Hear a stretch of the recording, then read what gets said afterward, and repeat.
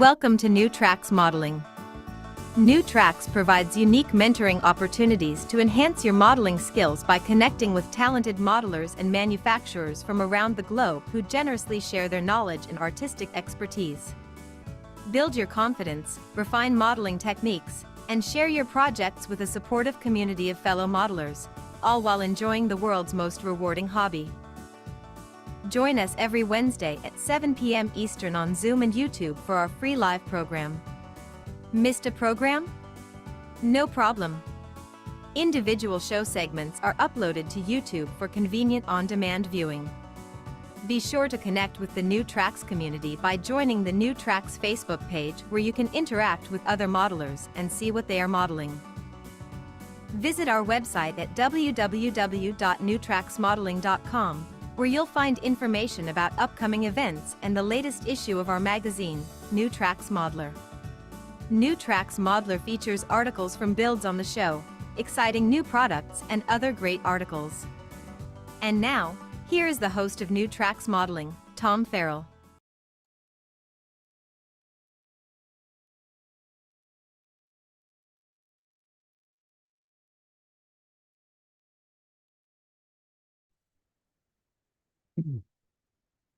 Oh, sorry. Good evening, and welcome to New Tracks Modeling, the live Zoom and YouTube show that airs every Wednesday at 7 p.m. Eastern. Jim Kello, Master Model Railroader and New Tracks mentor, founded New Tracks Modeling approximately 5 years ago. Jim established New Tracks Modeling to create a supportive educational community where mentors help modelers improve their modeling skills. New Tracks Modeling extends beyond this live program. Our family of platforms include our Facebook page, a dedicated website, and the New Tracks Modeler digital magazine. We're also excited to continue with our New Tracks Mentoring Scholarship Program, an initiative you'll hear more about just a little later in the show. Everything we do is entirely free for our participants. Our entire team is made up of volunteers who support New Tracks Modeling and the model railroading community. One more thing about our live show. We upload it to YouTube after it ends, so you can review it at your leisure. And later in the week, several days after the live show this evening, the segments are posted separately in case you want to rewatch or review them again there. Before we get rolling down the tracks this evening, we'd like to thank our sponsor, Brennan's Model Railroading. Here's a brief video we've put together. Tonight's New Tracks Modeling Meetup is sponsored by Brennan's Model Railroading. For over 25 years, Brennan's Model Railroading has been offering unique products focused on the O-scale market. Their flagship product, Brennan's Better Ballast, was an instant hit and continues to be the industry leader. The prototypical size and natural color blend of real crushed granite make it the choice for discerning modelers. Since then, Brennan's has developed a complementary line of natural ground cover materials. Brennan's also has craftsman kits that anyone can build. The complete photographically illustrated instructions assume you've never done this before, and explain in step-by-step detail how to create an outstanding model. The Frank Ellison Tribute series of kits are amazing additions to any layout. These kits take Frank Ellison's scratch-built iconic structures to a new level using modern methods and materials with Dennis Brennan's additional details and amazing instructions. See the complete line of products on the Brennan's Model Railroading website. Use the QR code to visit. I encourage everyone to support Brennan's Model Railroading. Dennis Brennan is as I've said in the past several weeks, is not only a supporter of the show, but supports the scholarship, supports the magazine. And he provided a Watch Me Build kit for me for the show, the Gilbert's Electrical Substation. It is a phenomenal kit, good for beginners and people that are used to scratch building. So it catches all ends of the spectrum. There's all kinds of things to be learned and gleaned. And I've never seen instructions any clearer than what he provides. So give that a shot. Check out his website. Support our sponsor. Now, let's take a look at this evening's program.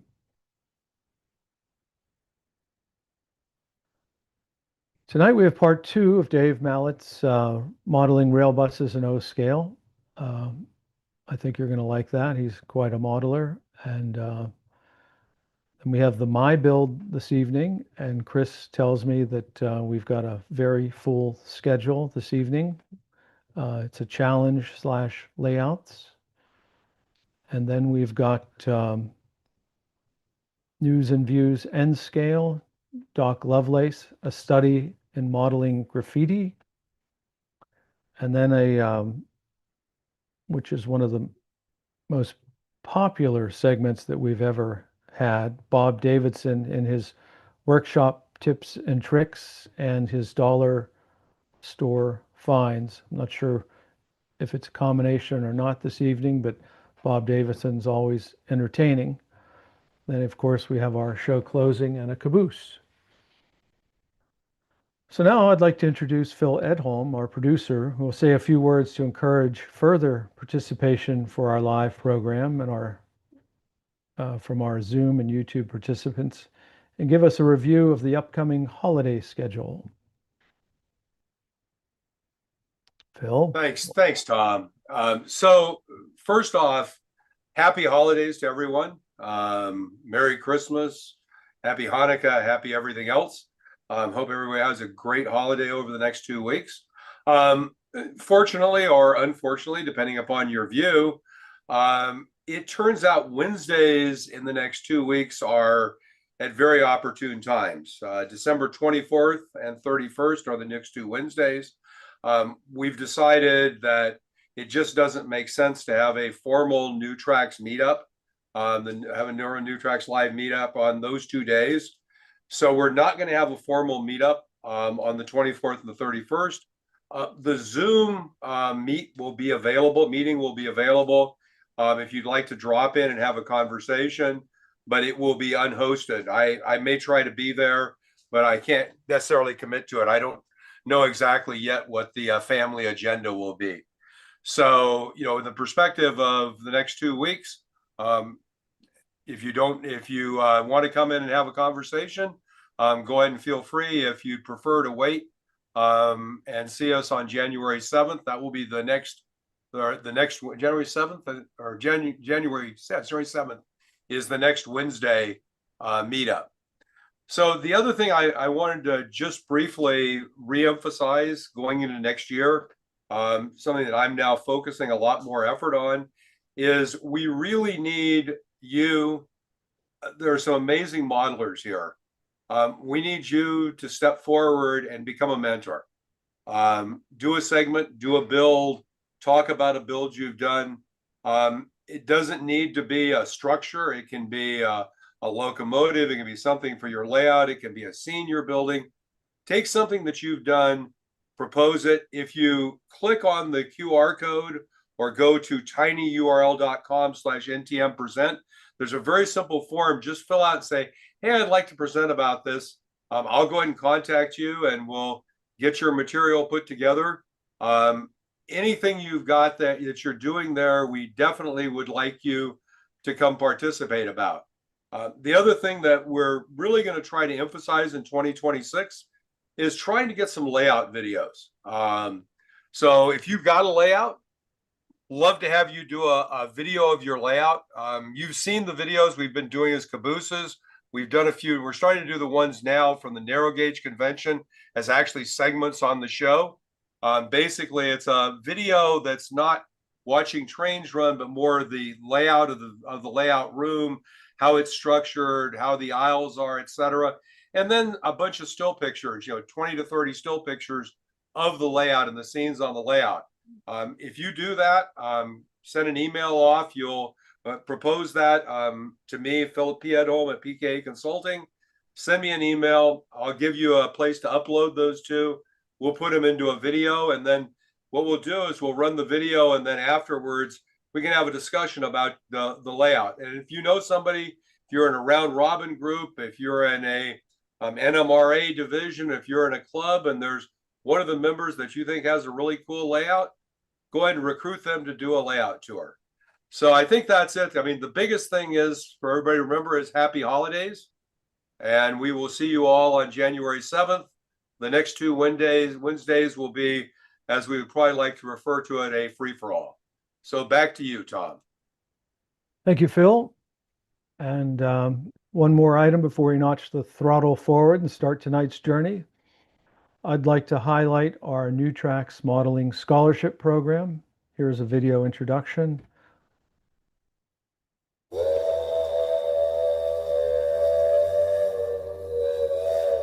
The New Tracks Modeling Mentoring Scholarship is the only national scholarship for model railroaders from a volunteer nonprofit organization. For academic year 2025-26, we are awarding 4 $2,000 scholarships for model railroaders pursuing a STEAM degree. We hope to award a similar number of scholarships for the 2026-27 academic year. We believe it is critical to support the next generation of model railroaders.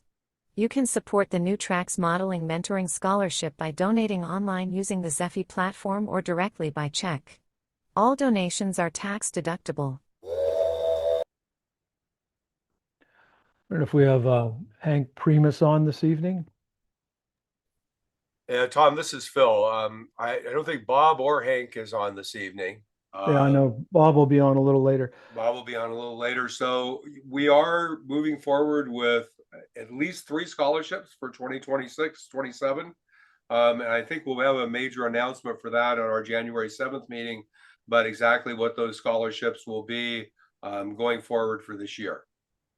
Yeah, so like I said, the past month, let's see if we can really spread the word in the coming year to get more applicants for this scholarship and promote the hobby basically directly by supporting model railroaders and STEM programs.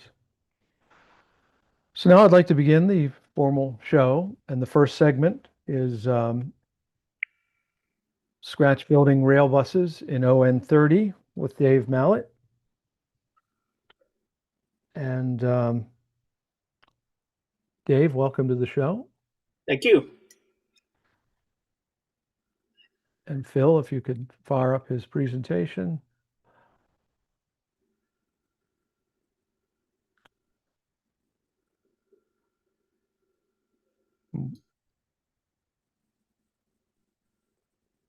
All right, it's all yours. All righty. So if you want to bring up the first picture. So in part 1, as I talked about this, I have 3 pictures here that out of 100 that I have saved, and there's sort of the inspiration for the ones I built. They're pretty neat creatures and neat to run around your layout. Next picture.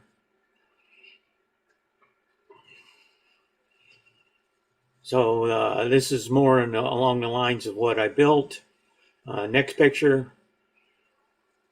And sort of a fancy one. So next picture. This is the second rail bus that I built. So this differs quite a bit. I wanted a whole different character than the first one. So I left the frame extended out the front. This is a 35 Ford truck hood on it.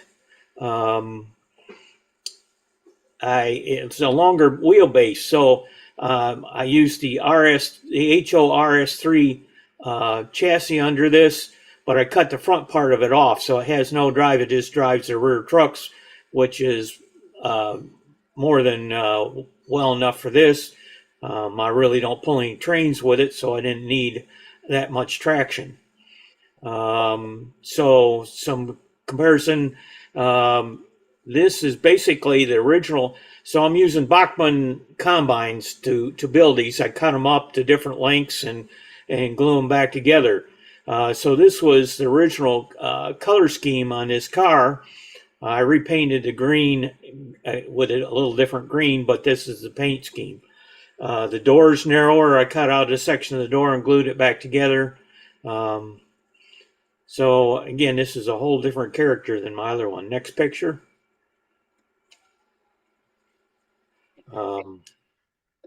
So you can see my other rail bus behind it, just as a comparison. There will be some comparison pictures at the end here. So I like this, but it seemed a little bulky, and I just kind of ran it as it is. So I used a passenger truck under the front of it. It looks similar to the RS3 rear truck. Next picture. So it had a little accident. It fell off the shelf, so I decided it was time to change some stuff. This is when I put the blue NAMI in it, and the pink is a Keep Alive. You can see where next to the drive in the back, which is on your left there, that's the steel weights that were, I believe, part of the original car that I have bolted in here to just give a little more traction. So on the right side there, you can see the frame. I have cut it, notched it in on both sides just to give it a little more character. Next photo. So it's kind of hard to tell, but I put a different truck underneath of it, painted the windows yellow in front just to, again, change the appearance of it. So the front truck at this point is off of a tender. It's a tender truck, and I like it, but it didn't really match up with the rear drive truck. Next picture. So this is a different truck. This is off of a Forney, and it's smaller, and it seemed to carry the theme out a little better. So that's kind of what I stuck with here. Next picture. This is just showing the underside of it. You can see the chassis as it's bolted to the underside of the original frame for the combine car, and where I've cut off the front of the RS3 chassis. Next photo.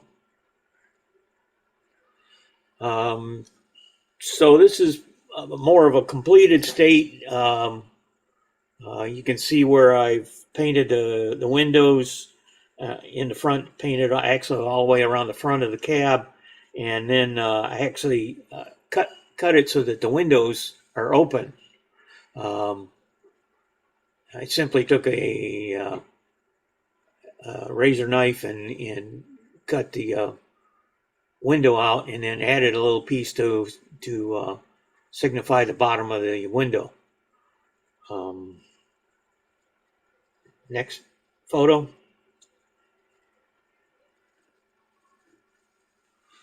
Just another picture of it, showing it from the front. You can see how much it's changed the character of it, sort of lightened it up.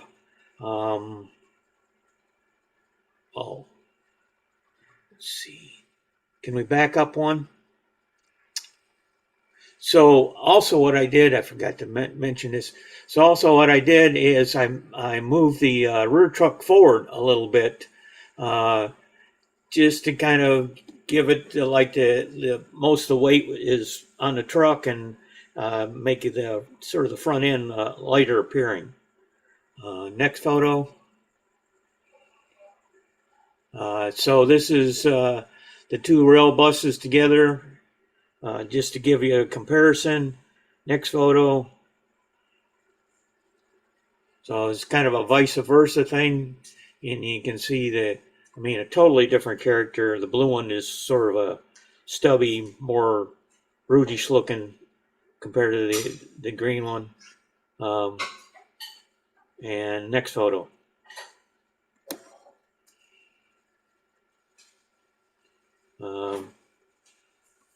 And you can see the different length of them and so on, and just a different general character of them. So along with this, I used to be a river guide. So along with this theme here, Ocklawaha, which is a river valley in Florida. I decided I would make an excursion car. Next photo. So I was a kayak river guide. This is where I took a passenger car and cut the body down and put a wood deck on it. It's showing the wood deck. Next photo. So you can see here with the passenger car and the wood deck. Next photo. This is actually what I started with. This is out of order. This is what I started with. Next photo. Just showing the passenger car cut down. Next photo. So this is the rack that I made up to go on here. Next photo. And you can see the rack. And next photo. So there is, I didn't have a prototype for this. If they probably did something like this where they would go from a spring area to a town or some takeout at some point, and just use maybe a box car. I don't know. I'm just theorizing on this, but this is my theory on it. It's put in like at Silver Springs and take out at Palatka or some other takeout, and a 2 or 3 day event on a river type of thing. Next photo. So kind of the sign I made up for it. Next photo.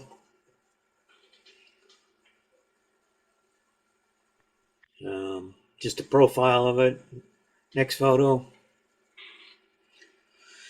Showing it with the rail bus. Next photo. And sort of the whole thing all together. It's quite a conversation piece when I run it. Part of a modular group, and so we run 4 times a year, and I run this, and it's quite a conversation piece. So this was short. Has anybody got any questions? Well, that is really neat looking. It really is. Thank you. I mean, it really is original. That it really would be a conversation maker. Yeah. Excellent. And people that have never spent any time kayaking or doing river adventures or anything like that, so they have no idea to begin with, and so to try to explain what the concept is it's kind of fun. Excellent modeling.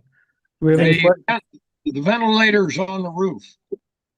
So Are they supposed to be for the gas lights in the car?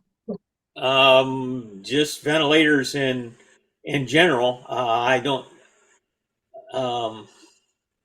know. They had ventilators on them. You'd want to get air circulation, especially in Florida on a hot day. You want as much ventilation as you can get. So, this would have been past that. This would have been, I'm modeling in the late 30s. So this would have been past that era of gas lights or flame light. Excellent modeling.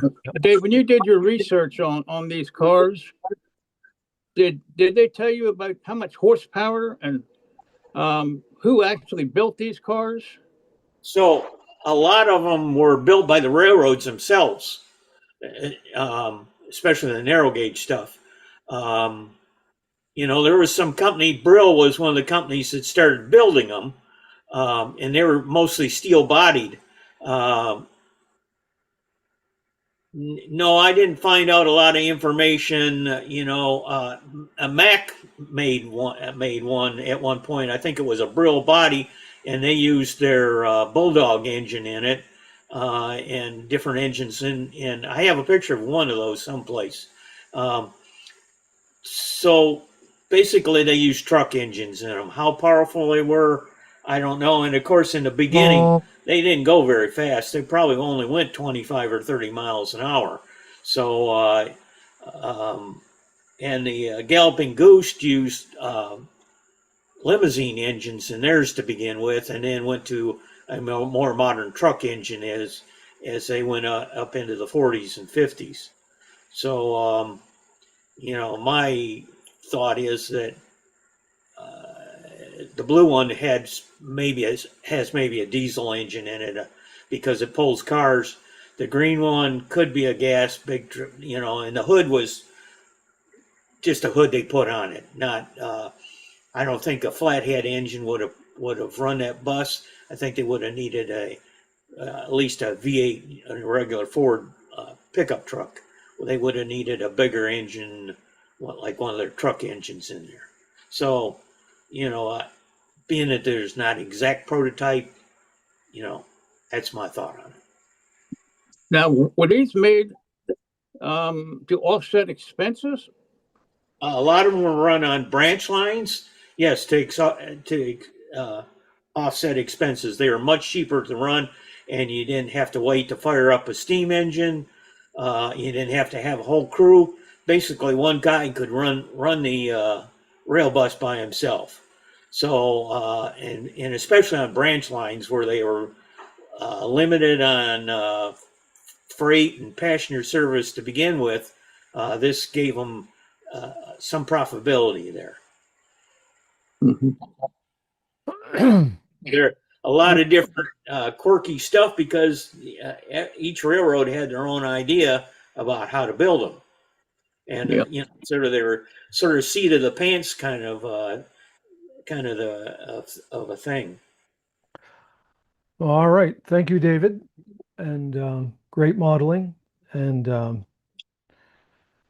as David volunteered to make me one of those, and I did get my HORS3 locomotive came from eBay, and I'll be sending this stuff your way. Sounds good. Thank you. So we need to talk about kind of what kind of character that you want to have on it.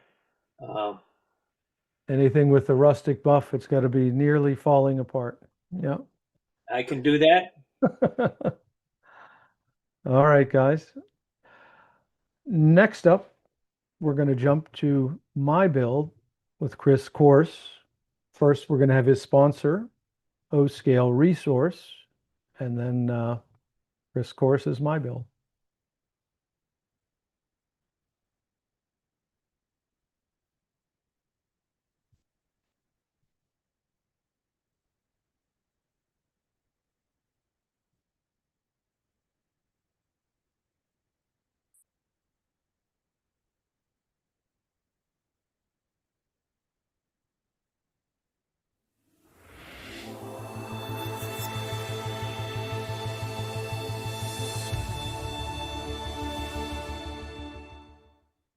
Welcome to the world of scale, O and S railroading.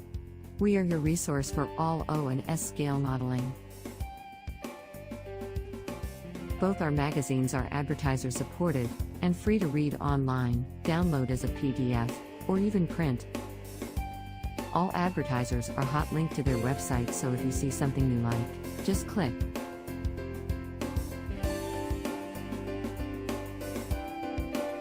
Please check out our websites for the current issues.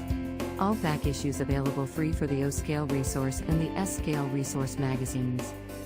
And, if you are a manufacturer, distributor, or retail establishment, please contact us through our website for advertising opportunities. Of course, we've been trying to get Dan Dowdy to update his video. The S-Scale magazine is no longer in production nor the website, but support him with the O-Scale Resource magazine, great magazine. So now, Mr. Chris Coarse, welcome back. Again, one of our most popular segments, the MyBuild. All right, thanks, Tom. What do you have in store for us this evening? Merry Christmas, everybody. We have a lot. This is going to be a pretty packed show. And here we go. Maybe. There we go. Okay. All right. Tonight, the theme is layouts. This is a little thing I created with Chat GPT. It's not perfect, but it's pretty damn good, I think, for what it can do. But anyway, all right, layouts. Moving on. First up, we've got Greg Cassidy. Hello, Greg. Hi, Chris, and Merry Christmas to you. Merry Christmas to you as well.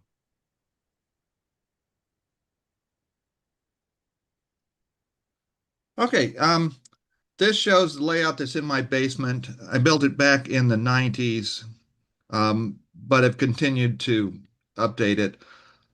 It represents the Western Maryland Railroad in between Hagerstown and Cumberland, and it's centered around Hancock, Maryland. The layout's roughly 84 square feet. Next.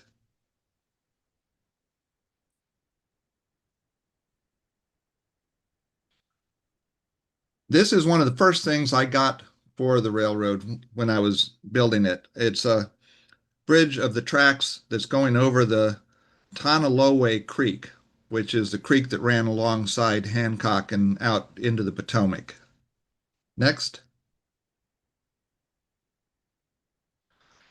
And this is my hobo camp. It sits along the main line, and it's right on the edge of the Potomac down there at the bottom. And they have a little boat so they can go out and snag some fish.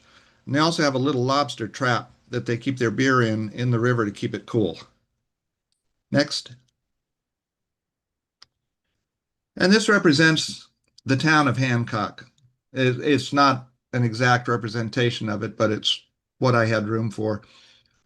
The packing plant on the left, back in the 1880s, Jeff Cohill and his father started some orchards in the Hancock area, and Hancock became the fruit capital of the East Coast.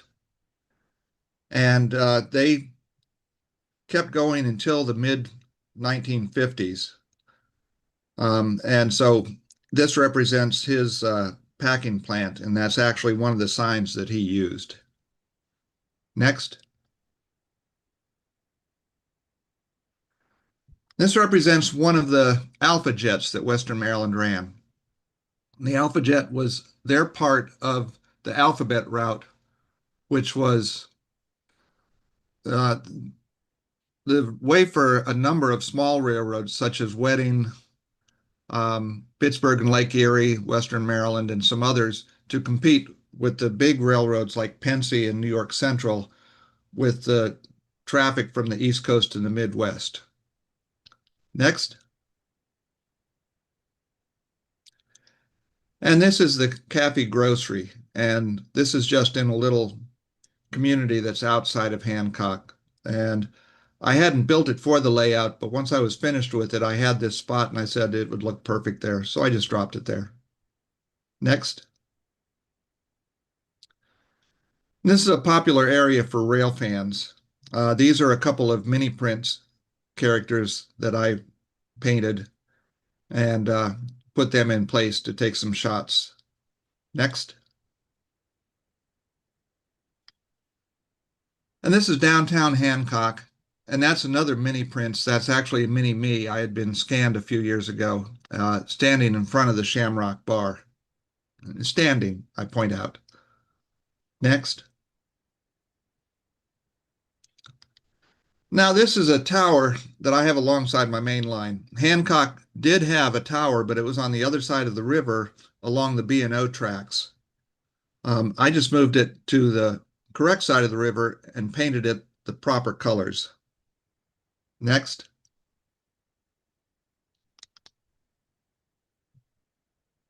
And this is a community that's just a little east of Hancock, and it's alongside the Tonaloway Creek.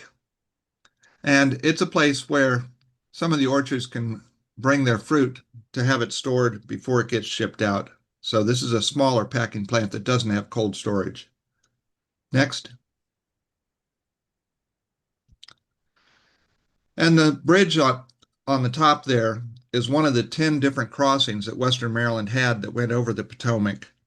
When they were building their line from Hagerstown to Cumberland, the B&O had already beaten them, but the B&O followed the river, and the Potomac River went back and forth all the way between Hagerstown and Cumberland.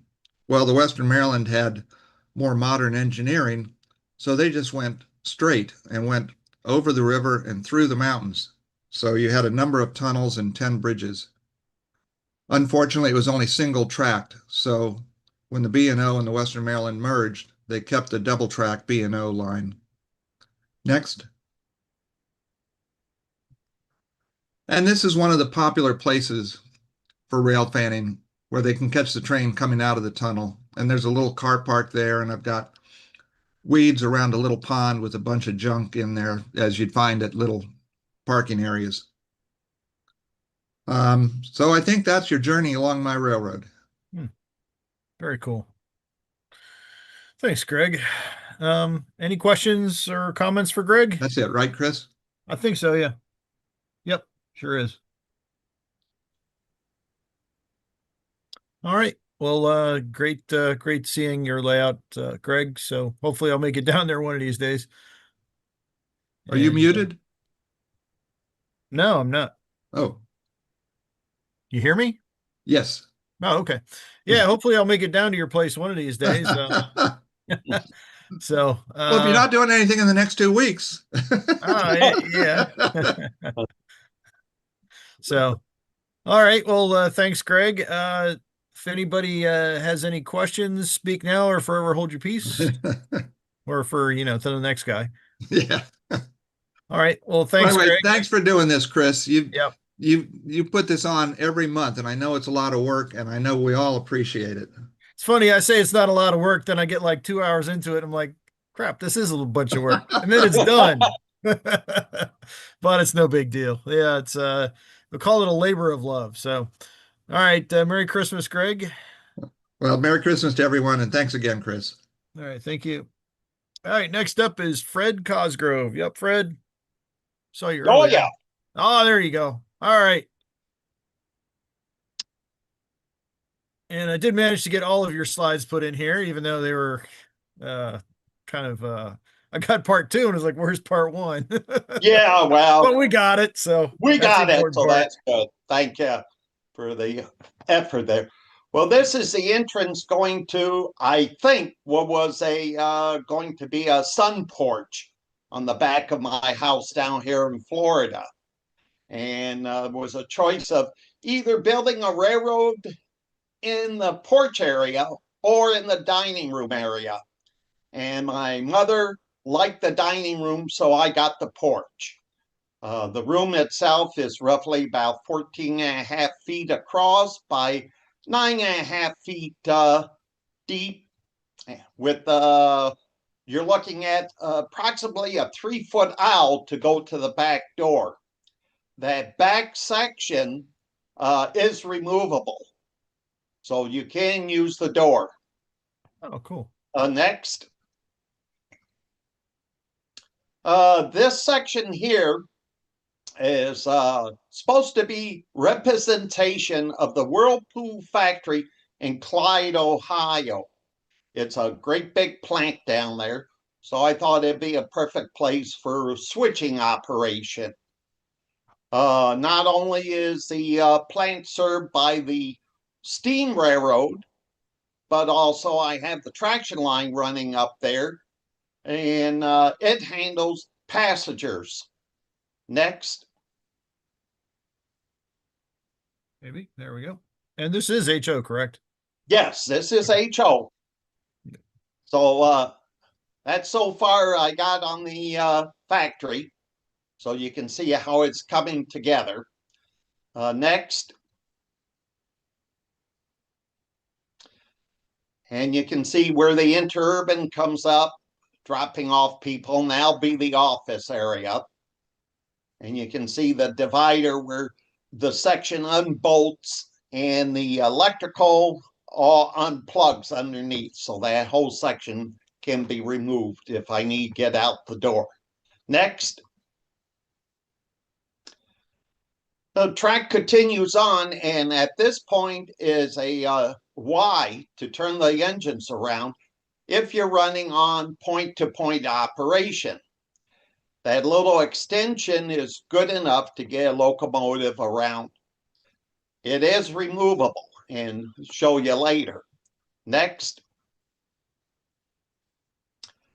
Should have probably brought up in the previous slide, the bridge there is called the subway because it's a wide bridge for the railroad in Bellevue, Ohio. Now, the interesting thing is, if you go down there, you'll notice it's 3 lanes of traffic, 2 one way and 1 the other way. And you would say, well, why on earth would they put 3 lanes there? Because you can't make a left turn.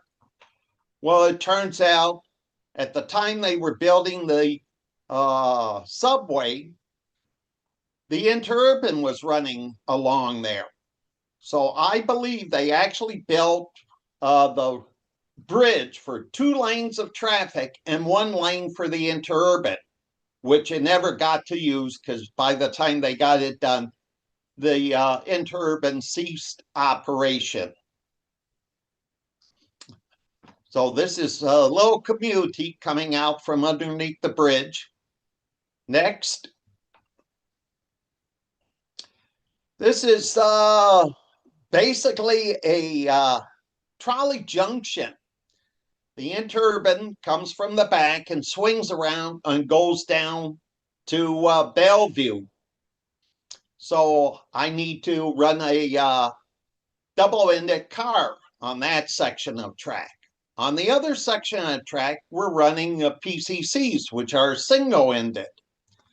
But there is a connection between the 2 tracks in the back section. So if you needed to run the interurban onto the loop section track, it was possible. Next. And it goes by this area. Of course, there's farms down there and trailers and all kinds of stuff. So we're just coming into what I call Monroeville. Next. And that's going to be the future grain towers there. So the interurban does handle the switching of that operation. Next. This in the center is going to be a junk yard recycling area, and the interurban is going to bring junk or recyclable metal from the Whirlpool factory and drop it off here where it gets sorted and redone for shipment elsewhere. Next. And of course, this is going to be the future card barn. I'm still working in this section of track. And in the background is going to be what I call Sandusky East Yard. And that is handled at the end of the layout with all the controls there. Next. There we go. And here's the other end of the loop section. And this is downtown Sandusky. And I'm planning on having boats to go out to Cedar Point, which is a big amusement park. And in the early days, you used to have to take a boat to get to it. It was like an island. And later on, they built a causeway there so you could drive there with your car. Next. This shows the extension there, and that section is removable about a foot. Next. And this is the other side. Next. And connects up to there. And the section is now removed. Next. And that's the bridge that lifts up to connect the 2 sections together. So you can do either point-to-point operation, or you can do loop operation for showing off the running of the trains. Next.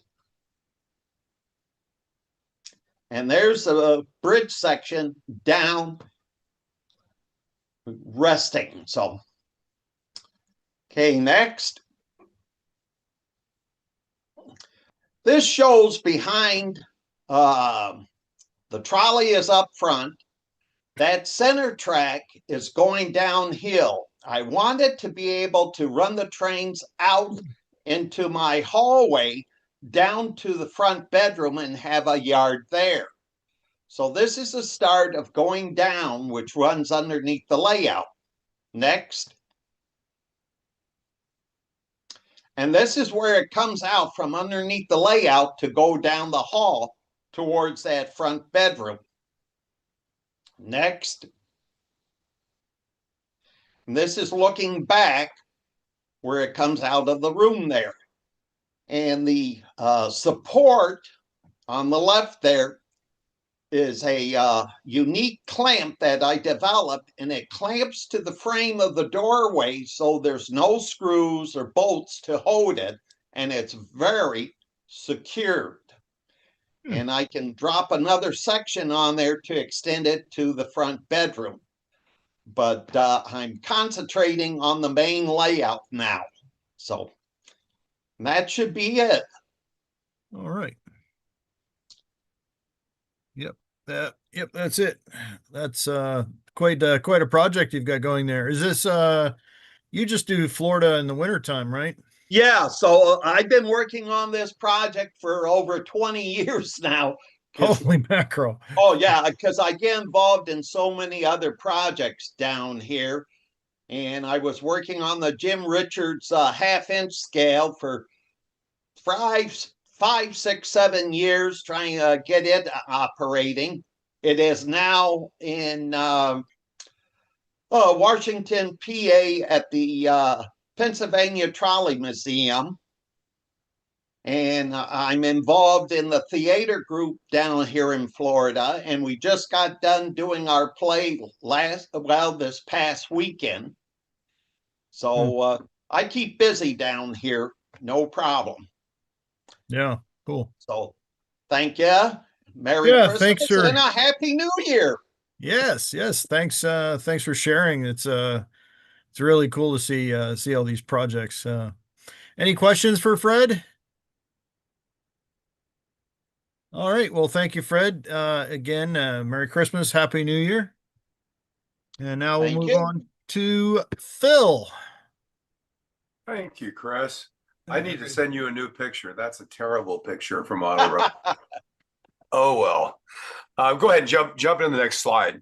Hey, there's a judgment-free zone here. Judgment, yeah, exactly. So this is a little bit of a journey. So our house has a second master bedroom. It's a reverse floor plan. The main part of the house is on the second level, opens out into the backyard. The front of the house is 2 stories. So the lower stories open on the front, not on the back. This is basically a second master bedroom. It's a little smaller. The master's a little bit bigger on the back, but it has a walk-in closet, a relatively nice bathroom, a bar over there with a sink, and a room. It was had been used before we bought the house as a game room. We continue to do that. I put in lighting and a pool table and had a foosball table, and we had the kids. It was absolutely great. We could have a bunch of kids downstairs here and not even realize they were in the house, but we knew where they were. So basically about 3 or 4 years ago, I started working to basically free this from the constraints of being a game room, to liberate it into model railroading, and achieve that about two and a half years ago. So I started considering what to do with it. And I actually designed a double deck ON30. I do ON30. I like ON30 for the combination of the detail and the area you can model. Looked at doing a double deck layout that would basically be point to point and would model essentially the South Pacific coast and have a little helix that went around the closet, staging in the closet, etc. What I realized as I did that design was that all the aisles were going to be 3 feet. And when you were in this space, you were basically in the room. There was no room in this to have any place to sit down, any place to talk. To do that, you'd have to leave this space and go into the next bedroom. The bedroom actually right above this, that's kind of on the upper left, there's another bedroom, which I years ago built a home theater in, which you could use as a crew lounge, because I do like to do operations and wanted to be able to do operations. So after thinking about that, I decided that the best way to do this was to incorporate the ON30 modules that I've built that are part of the club that I'm part of. So if you jump to the next slide, which is really the first slide of this, this is actually what I decided to do. So the 3 dark brown or dark green areas are actually modules that are basically removable, and you can take them to a train show. So one of the things I wanted to be able to do was to be able to take those out fairly easily. On the lower left, there's a sliding glass door. Be able to take them out through that door and load them in a car. Literally, you can park a car right outside that door the way the house is built. So then what I did was design essentially a set of fixed modules, 4 fixed modules that don't move to go around that. I'm modeling here and really focused on the Pajaro Valley Consolidated Railroad, which was a railroad built by Charles Spreckels to move beets to the big beet processing plant down on the central coast of California. If you know California, this is the area north of Monterey, between Monterey and Santa Cruz, right along the coast. If you like artichokes, that's where most of the artichokes in the U.S. are grown today, is in that area. So what I did was basically said I wanted to do 2 things. I wanted to have a layout that represented that kind of topology, but also was good for operations. You'll notice all the blue circles there. That represents the number of manageable spots, industry spots that are on that part of the plan. So in total, it actually will operate between 5 and 6 operators actually running the railroad. By doing the railroad this way, you'll notice that in the center, I'm able to have a table. This is a table we've had from the pool. It was kind of a pool accessory table it's a round table that has leaves that can fold down. So I can have it in the room and have people come in, run trains, have a place to sit, make it a bit more of a social environment to have an operating session. I also plan that under Sierra City to have a 6-foot workbench that I can pull out and have that as a workbench area, so I can have my workbench in the room. My current workbench is in a laundry room that has no windows, and it's fairly small, and I really don't like that area. So this is the plan, the long-range plan.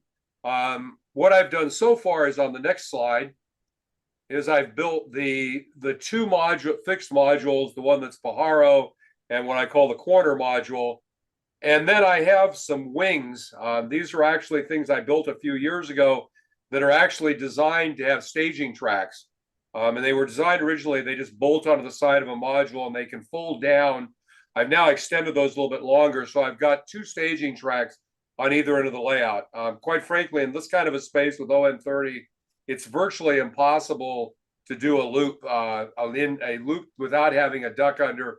I really didn't want to have a duck under, so I've basically done it so that it will be, it can be staged, but it's not designed to be run continuously. If you can jump back 1 slide, Chris, you'll notice that where the staging is on the upper right, my long-term plan is to have a train turntable. So this will be big enough to turn a train that fits on the sidings, on the passing sidings on the layout, and has the capability on the end of it of having a staging cartridge. So this is a cartridge that can hold a whole train.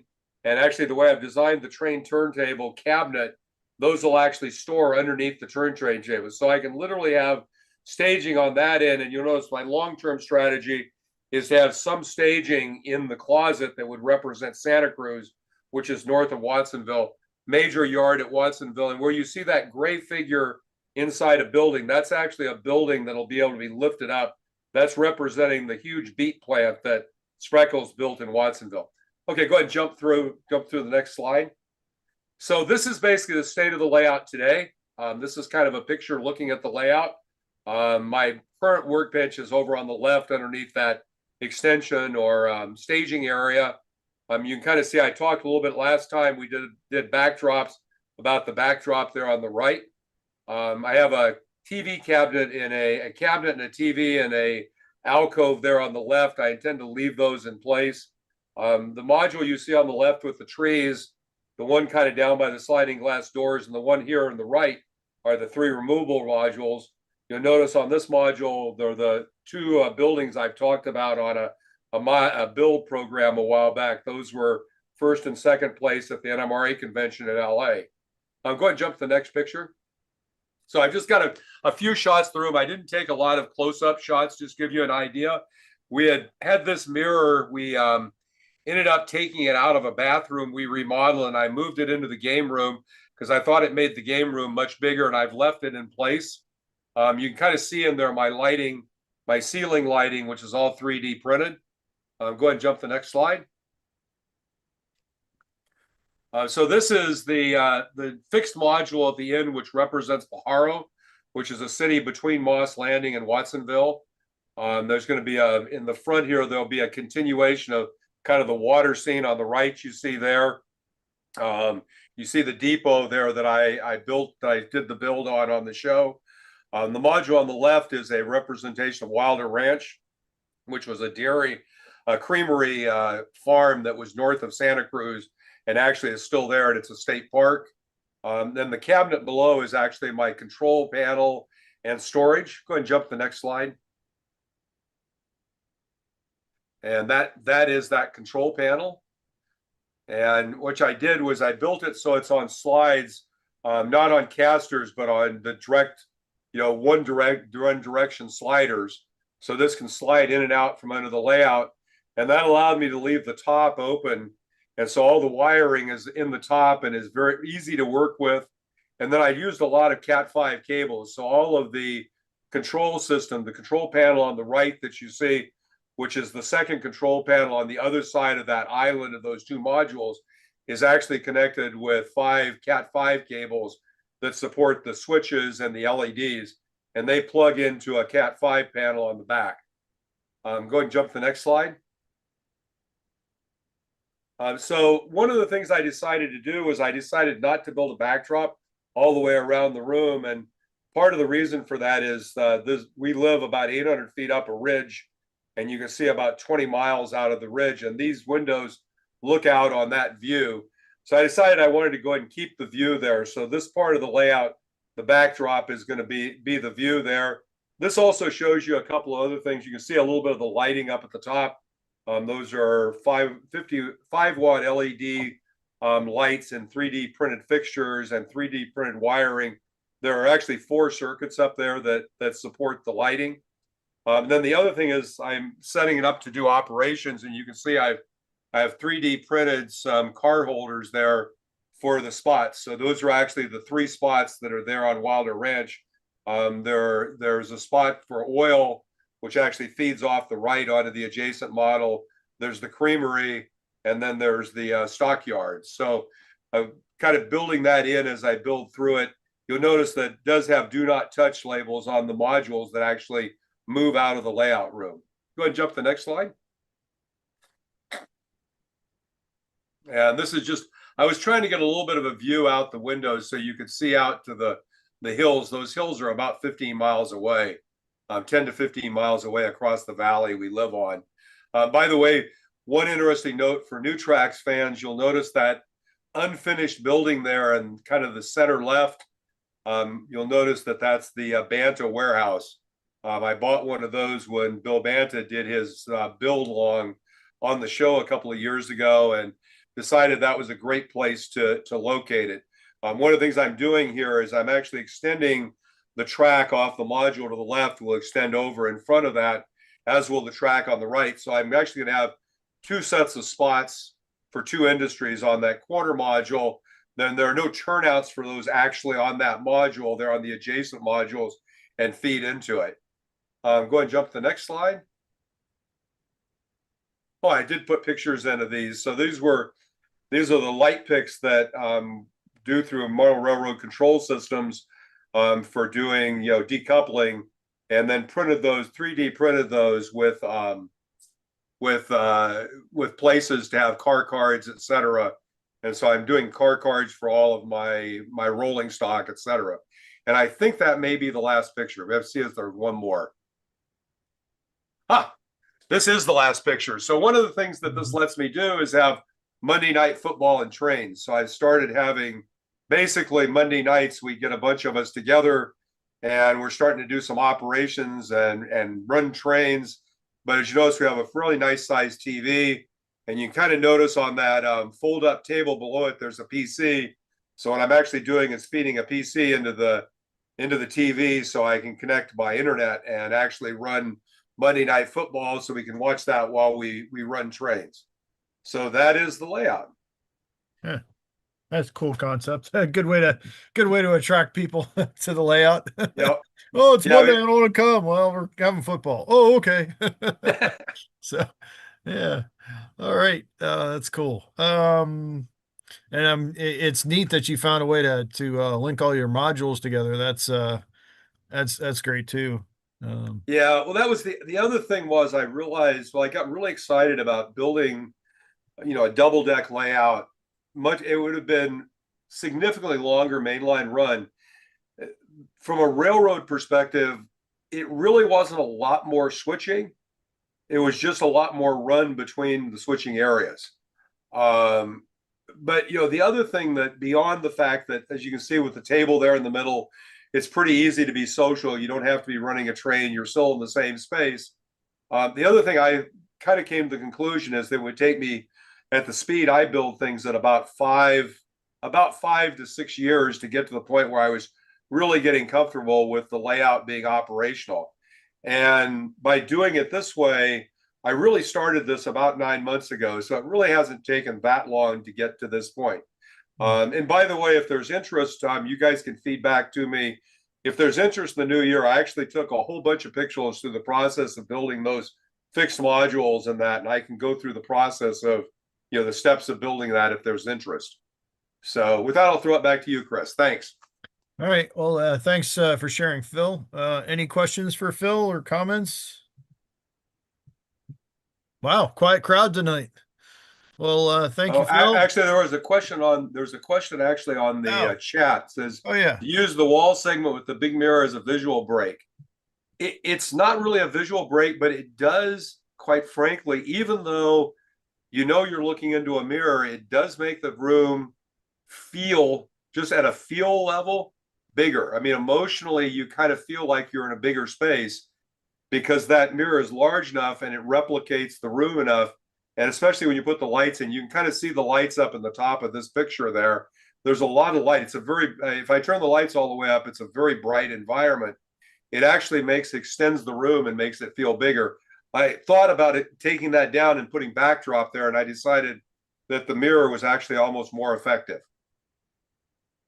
Yeah, it definitely does that. I know there's a lot of places that do that to, like if you go in a restaurant and they have like a small corner room and they put a bunch of mirrors in there, all of a sudden it feels like it's about 4 times the size of what it really is.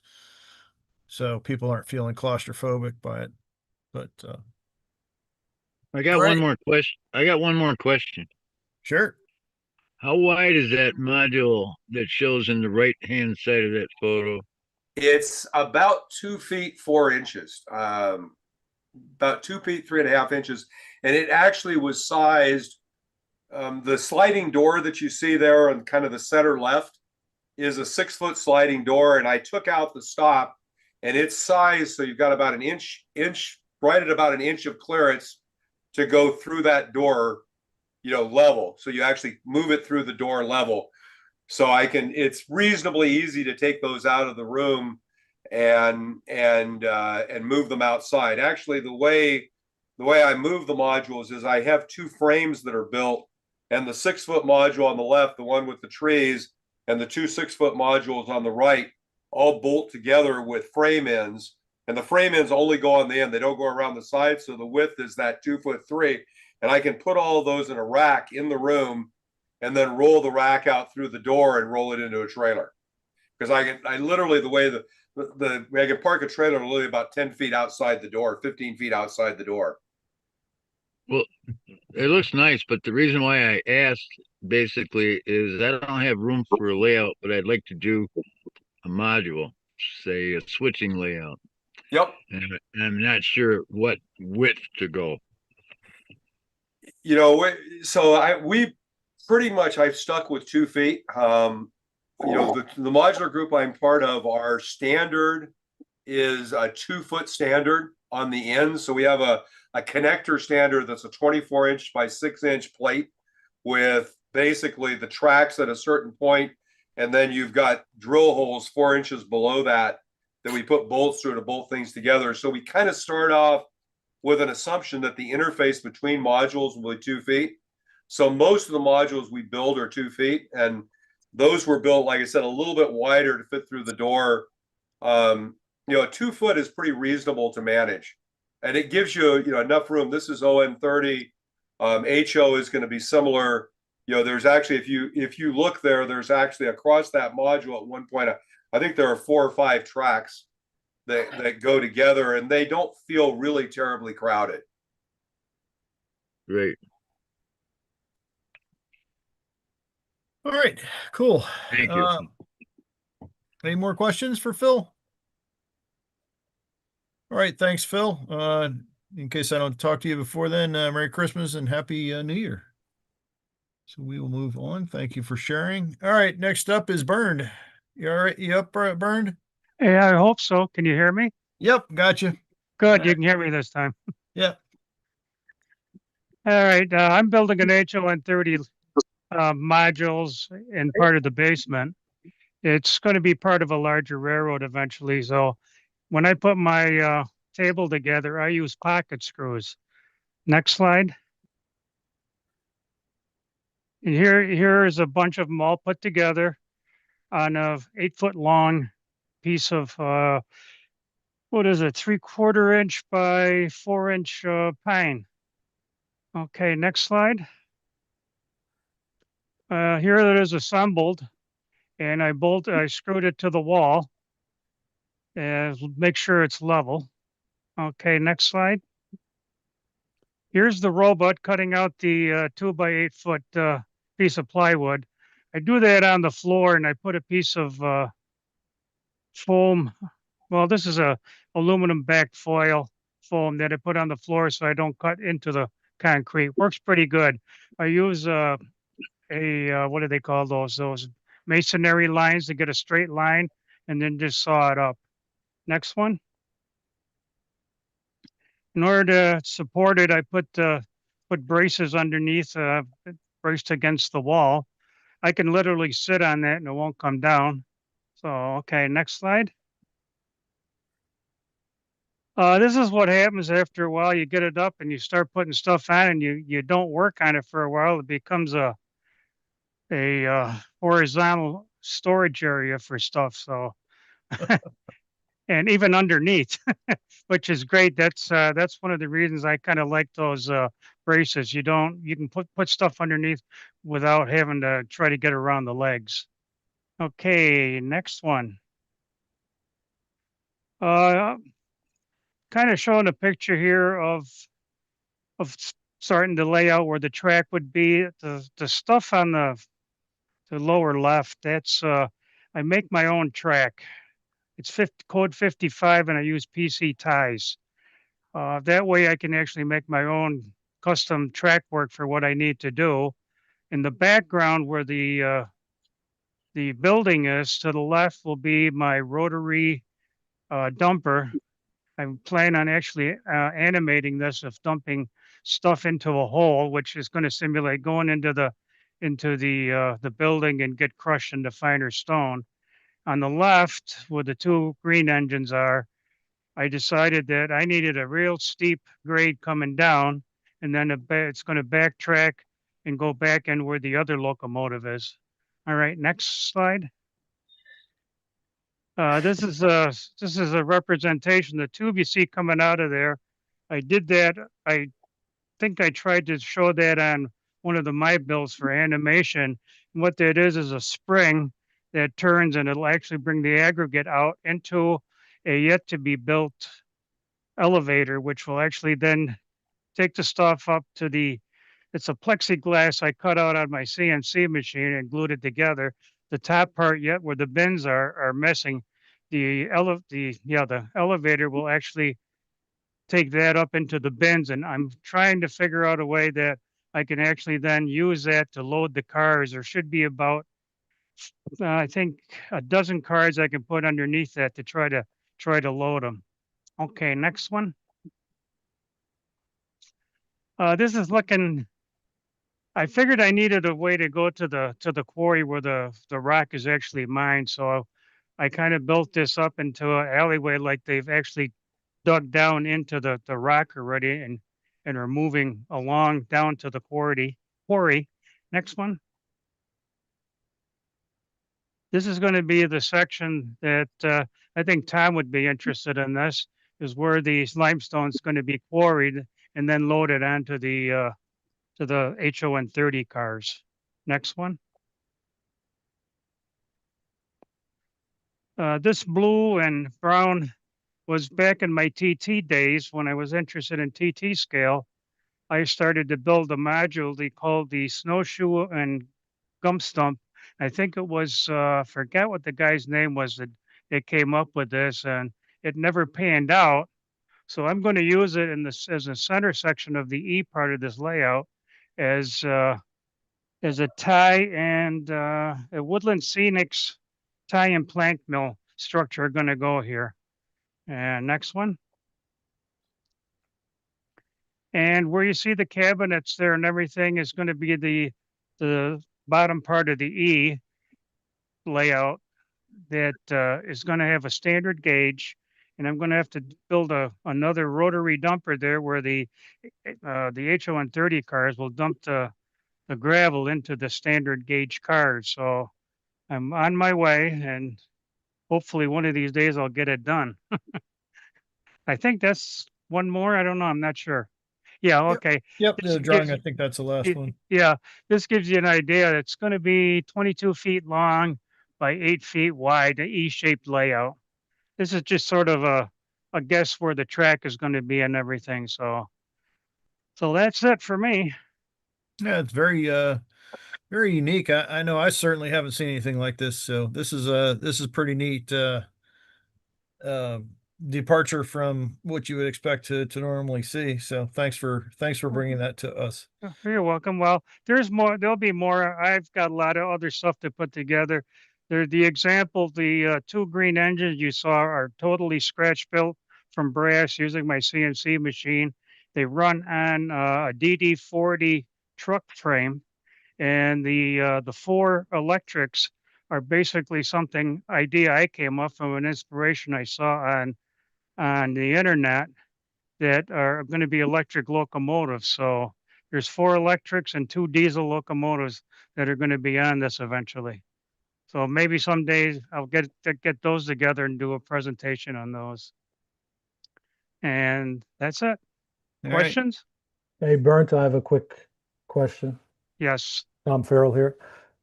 Just out of curiosity, your limestone quarry, is it dimensional stone or aggregate or both?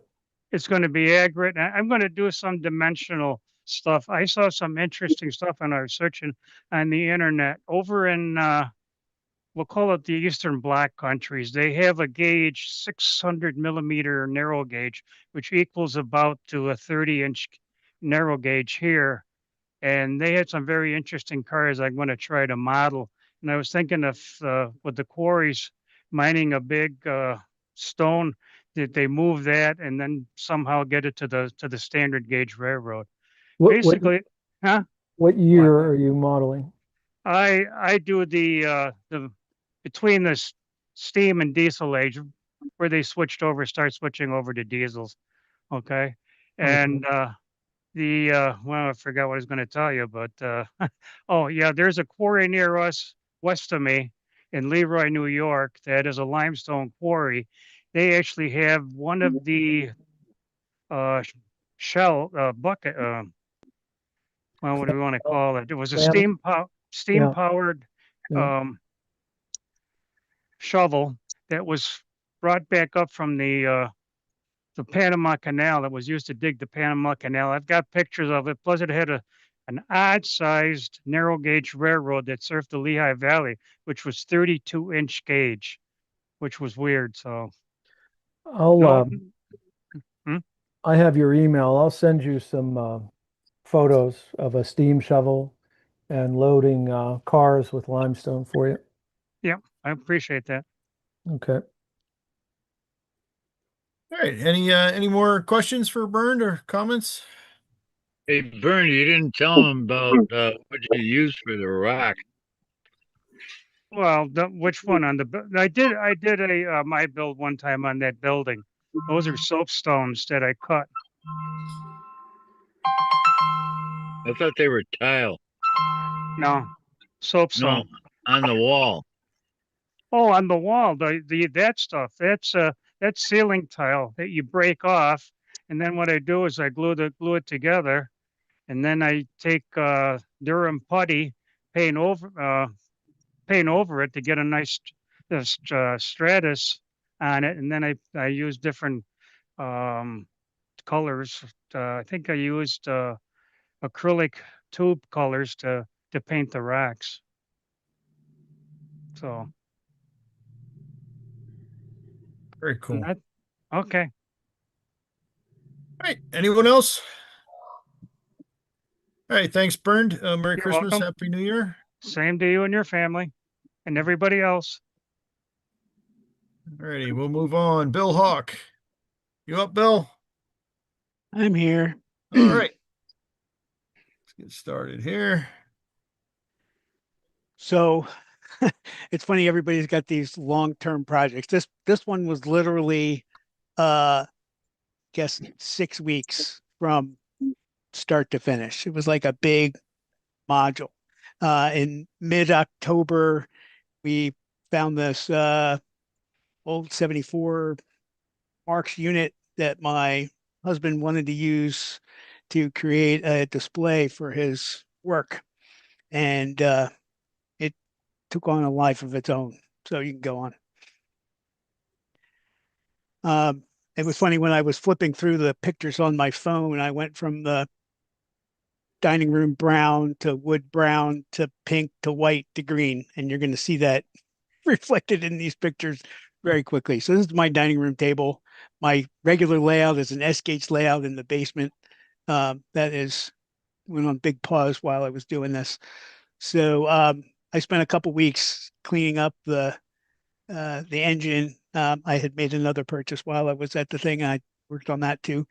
And then about the middle of November or the beginning of November, you'll see in that lower. I did date these slides as you go through, so you can see how quickly this took shape. So 11/1 is when this that top sort of laid out the loop. There was more track in the box than would have come with the set.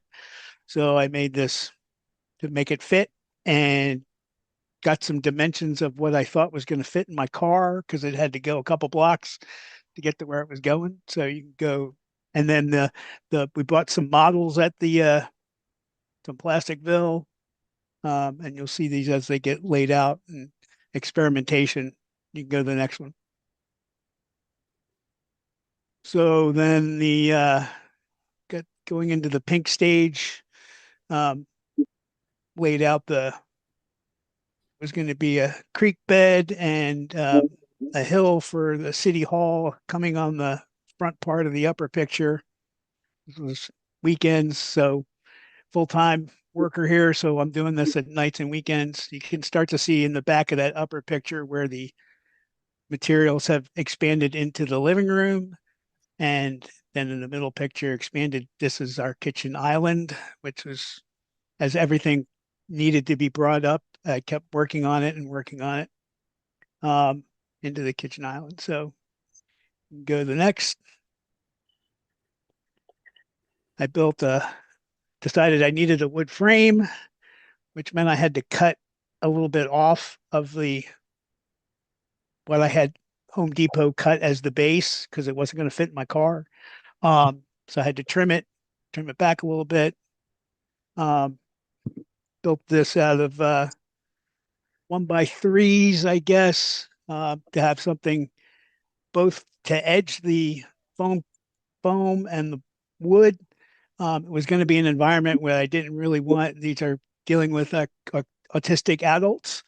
So I wanted to make sure it was finished in means, and I wanted to hide the power as much as possible. So I had a little bit of space underneath the wood base, sub base, to run some power. Started working on that. You go to the next one, keep the transformer out of the corner. We had purchased this small lighted Christmas tree that was going to stand on there and be part of the display. So I had to figure out a way to get that in. Built up the foam around the legs with the intent that the tree could slot in there on its legs once finished. And then also ran the power for the tree down through the bottom of the table and out, so it could be plugged in without having a cord all over the place. Starting to figure out that in the third picture and picture on the right, starting to put some styrene together for some little bridges on this O-gauge triple track. Go ahead. So then I found out that the table this thing was going to go on was not as wide as what I was building. So I needed, it would have collapsed on the power, the wires underneath the table. So I built in a couple more stanchions to get it in so that it could sit on top of the table and not damage the wires. I found that the power from the tiny little transformer that came along with this fell off greatly towards the far end of the layout. So I used 3 track clips total for this and wired them up, soldered them to the track. I did wind up soldering all the track together as well. We'll get to that. I tested a 8-inch high backdrop on the right-hand picture and wound up going with something a little bit bigger once we got further along in our thought process. Also, you can see in the right-hand picture the mound that would become where the Christmas tree slots into.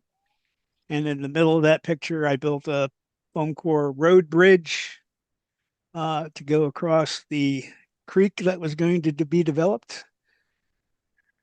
Go next.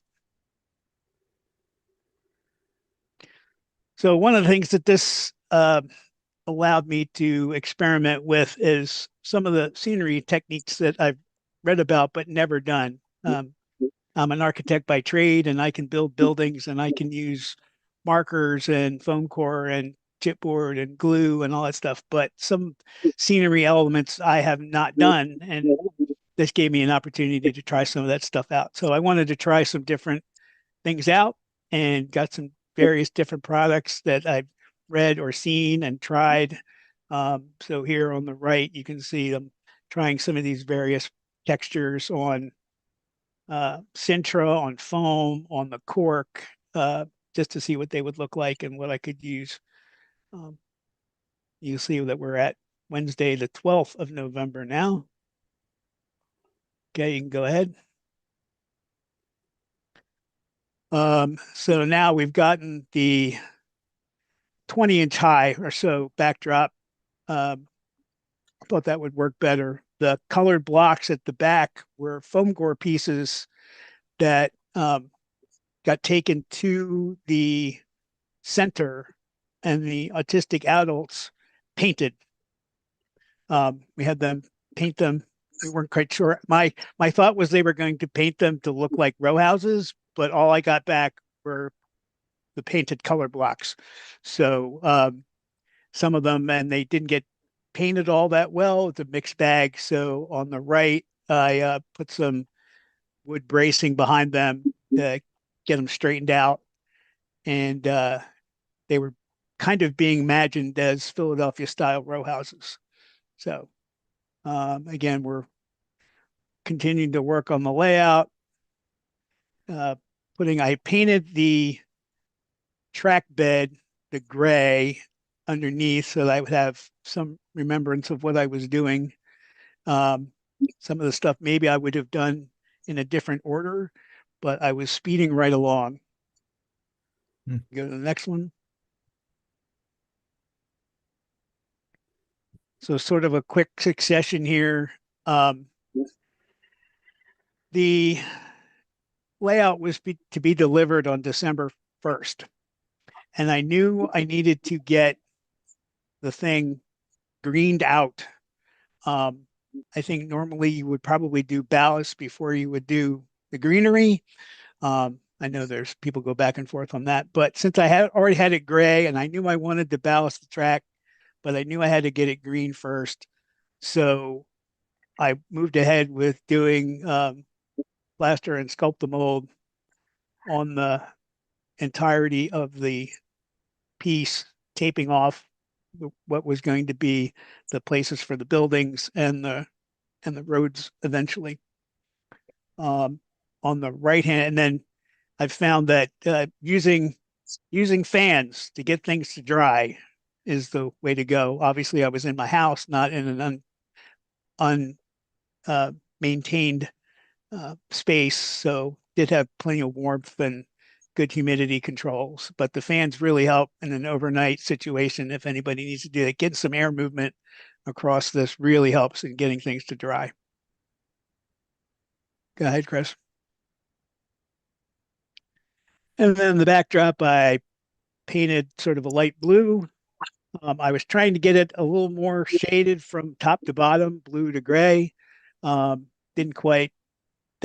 This was probably the weakest thing. Maybe I needed to start with a brighter blue, I think. Right now, the table, the layout to itself is to the left of these pictures up against my stairs. And then I painted the backdrop hole for a tunnel for the road to get through the backdrop. Need Wile E. Coyote on there. Meep, meep. Yeah, I mean, it works. You can see it in the final thing, but maybe it wasn't quite as dramatic as I had hoped. So go ahead. So just on the printer that I had here, I printed a slew of windows and doors and then used markers to color them in and give them some three-dimensionality. And that's how the buildings look stacked up in the box waiting to go. So now we're at the last picture, that's the 23rd of November. So we are rapidly growing here. Go ahead. So then I cut additional ties and got them in place in between. That's 1/8 inch thick Sintra spray painted gray, a couple different grays. The metal ties on the Mark's track that I had some were gray, some were black. There's a mix of colors because the track had come from two different sets. But then I made the creek. I was doing different things. I did the fast dry compound for the roads. The creek is just Woodland Scenics undercoat colors with then the ultra clear Rust-Oleum poly on top of it. It's dried out really nice. I kind of painted it on thick with a dropper. You don't want to use a brush, but I didn't want to go too deep. And that basically dried in a day and a half. So that worked pretty well. And then I was sponge painting. I came back and sponge painted the road surfaces with a mixture of different colored chalk paints. So there's a medium gray, and then the road itself becomes a darker gray. You can go next. That's the foam core bridge in the middle distance on the left-hand picture. And you can start to see how I nailed all the track in. Again, it had to be movable and not come up. And with the metal ties, you really can't. And I didn't know if I was going to get the ballast. So that was like the last thing on my list. So got them down, and then I just painted all the nails when I went through. So you can go to the next. Along the way, we did rescue some stuff from my my partner's father's old bins of O-gauge stuff. The rock walls to either side, the straights are recovered, and then the curving rock wall is actually foam, soft foam that's been scored and marker painted. I glued all the, I welded all the plastic wheel structures together as I cleaned them and repaired them because they were in pretty bad shape. Because again, they didn't want to be loosely tied. They had to be in a way that they could be on the layout and not fall apart by anybody touching them. You can go to the next. Looks like Philadelphia or Independence Hall there. It does sort of, but yeah, it was just the Plasticville City Hall kit. So, okay, so we're moving along. Now I've gotten some further along with the roads. I used in the right-hand picture that's a modeling clay shaped into for the crossing in 2 locations. I used a O-gauge deep flange truck to run through and clear the flangeways. And then I said, I should try that engine. And I'm glad I did, because the gearing on the back of the wheel, of the driver wheel, was deeper on the inside. It's on the inside of the wheel, and it's as deep, or not as deep as the flange, but still cut into the clay. So I had to keep smushing it down so that I wouldn't get any rep for that. And then and then the clay, once it dries, you can just paint it. So you'll see that as it comes along. Keep going. Starting to slot in some of the buildings, and now starting with the just Woodland Scenics foam. Glued it down, painted it, sprinkled it on, came back with glue over top, 50-50 mixture, sort of the classic things that everybody knows, but I've never done it, so this was my first shot at doing it. So go ahead.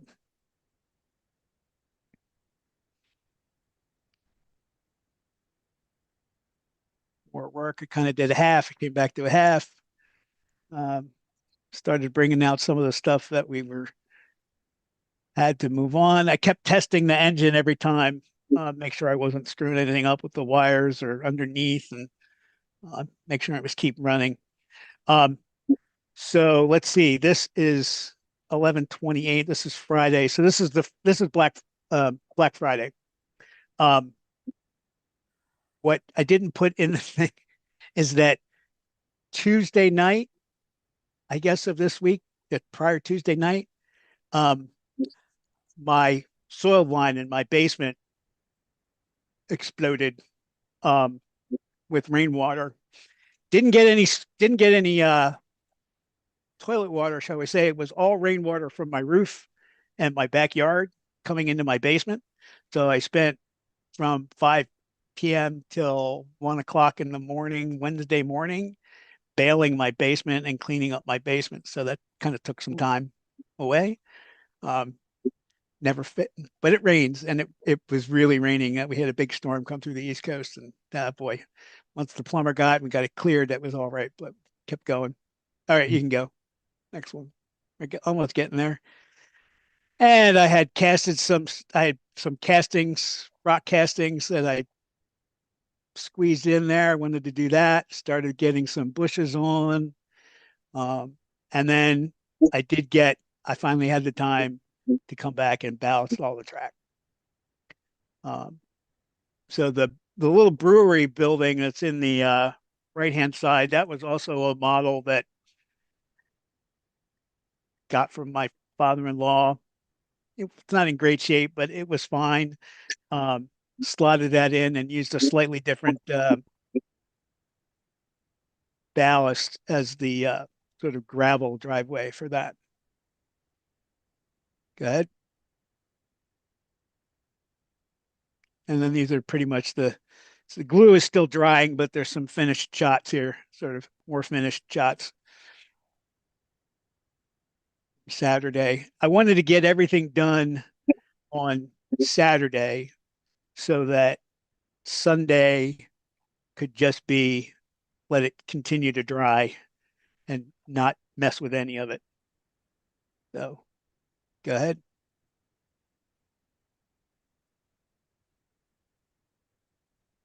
There's the little bridge. And that's just foam core spray painted. The grout lines on the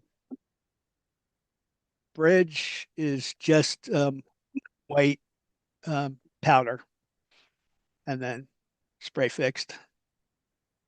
Actually got in there pretty good. Good.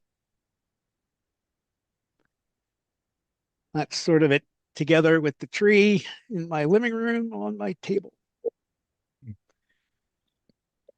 Wow, a lot of work in a very short period of time. Came out fantastic. So yeah, so that was sort of Sunday. And then the various accessories again were from my father-in-law's old mix of box of stuff. And some of the trees I painted the bases brown and some of them I left white, kind of go along. So go ahead. And then everything taken apart, put into boxes. It fit width-wise in my car. It was a little long. I had to bungee cord the gate down. But it only had to go like 4 blocks. Just 2 blocks each direction. Okay. And then, yeah. So that's it in its spot. Very cool. Did you leave the movie attached to this, Chris, or? I didn't, I copied everything, or what I did is I copied your slideshow and just dropped it into this slideshow. So Okay. we shall find out. Hey, Chris, how many more presentations do we have? I'm not sure. I think we've got a few. Okay. This is it, Tom. So. Okay. Yeah, let's see here. Oh, there it is. Oh, there it is. Yep, it works.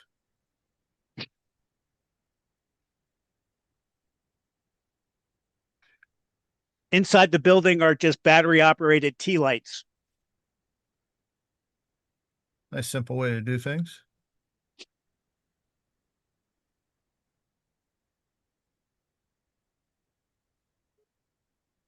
Cool. All right. That was it. Well, thanks for sharing, Bill. Fantastic project. I think Steve Sherrill would call it a rescue. Is that right, Steve? I definitely had to rescue Yeah. the engine. I think I pulled definitely 2, maybe 3 pieces of tinsel out from wrapped around the various parts. Yeah. And cleaned up all the, but otherwise it was in fairly good condition. It wasn't broken or didn't have to repair anything. It just needed some TLC cleanup and that was it. Yeah. Very So I nice. learned a lot along the way, and my husband tells me that they generally run it for a little bit in the morning and run it a little bit in the afternoon. And I put signs you didn't see on the signs on the side that is like unplug the transformer when not in use. Unplug the transformer when not in use. Yeah. It's all over the back of it. Like, because I did not want them, like, that little transformer, if you don't do anything with it, it's just gonna heat up. Yeah. But it worked. Yeah, they're really enjoying it. And everything's stuck down with museum wax, so which holds really good. Nice. Yeah. All right. Are there any questions for Bill? All right. Well, thank you, Bill. Merry Christmas, Happy New Year. Merry Christmas. Little And Christmas let's layout. see There you here. go. Up to Jeff Jordan. Yep, Jeff. I'm here. All right. Yeah, I thought I would do an update on developments on my layout. You've undoubtedly seen a number of photographs of various progress, and I made a real point in the second half of this year of getting some real scenery going on the layout. And so that's what we're looking at here is my version of Ophir. And the Ophir Quality Store in the foreground there is obviously still under construction. That's a 20-year-old Banta kit, and the years have not treated the kit well. So it's been a challenge to get it together, but it's coming along, and it's roughly the appropriate location and is juxtaposed with the buildings in the background. And we're going to kind of progress down this street and see what's going on in Ophir. So the next slide. Now, this structure you may recall having seen me do scratch building in styrene. That is scratch built of a local store that stands only about 6 or 8 miles from my home here in Virginia, but is a stand-in for the store that was there in Ophir, Colorado. And was actually scaled from the prototype building, which still stands today, though sadly is no longer in use as a store, including the signs. The signs are from photographs I took of the building, or from a 1960 photograph of the building that I reproduced and manipulated to turn them into the actual signs on the model. We're going to turn the corner here with the next slide. And we'll be looking up the hill in Ophir to the Oilton Club. The one structure in Ophir that still exists today is today a private residence, but this also is a Bill Banta kit and very, very nicely reproduces the original. So it's in the appropriate location, but you can see there's lots of scenery, grass, ballast, bushes all growing here. So this is the first section of my layout that's gotten close to completed scenery. And then in the background, you can see part of the mining district, which is still quite incomplete, but there is a tram house under construction there, the hillside for the tram tower, and other things going on. And then the backdrop, which is actually from Backdrop Warehouse and is a photograph of the San Juan Mountains. Next slide, which I think is, looking back down the street where the mining district, where I'll pick up on the mining district next. But the Oilton Club came out very nicely and it's pretty much out of the box, except I scratch built the sign on the front there. And you can see I just ran out of ballast, so that section has not yet got ballast on it. It's one of my big challenges is deciding what to do with ballast, because I operate at low speeds and like sound, and I am very much concerned that ballast cement will magnify the operating sounds, which I do not want to do. So right now I am taking the Al Judy approach, and the ballast that is in place is loose. So there's no glue to magnify the sound. It's not an ideal solution, but until I can find some way of attaching ballast that doesn't turn it into a sounding board, I think it'll stay that way.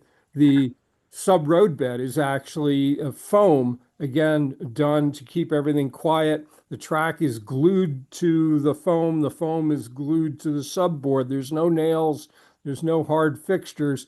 And so it keeps it very quiet, and I don't want to mess that up with the ballast.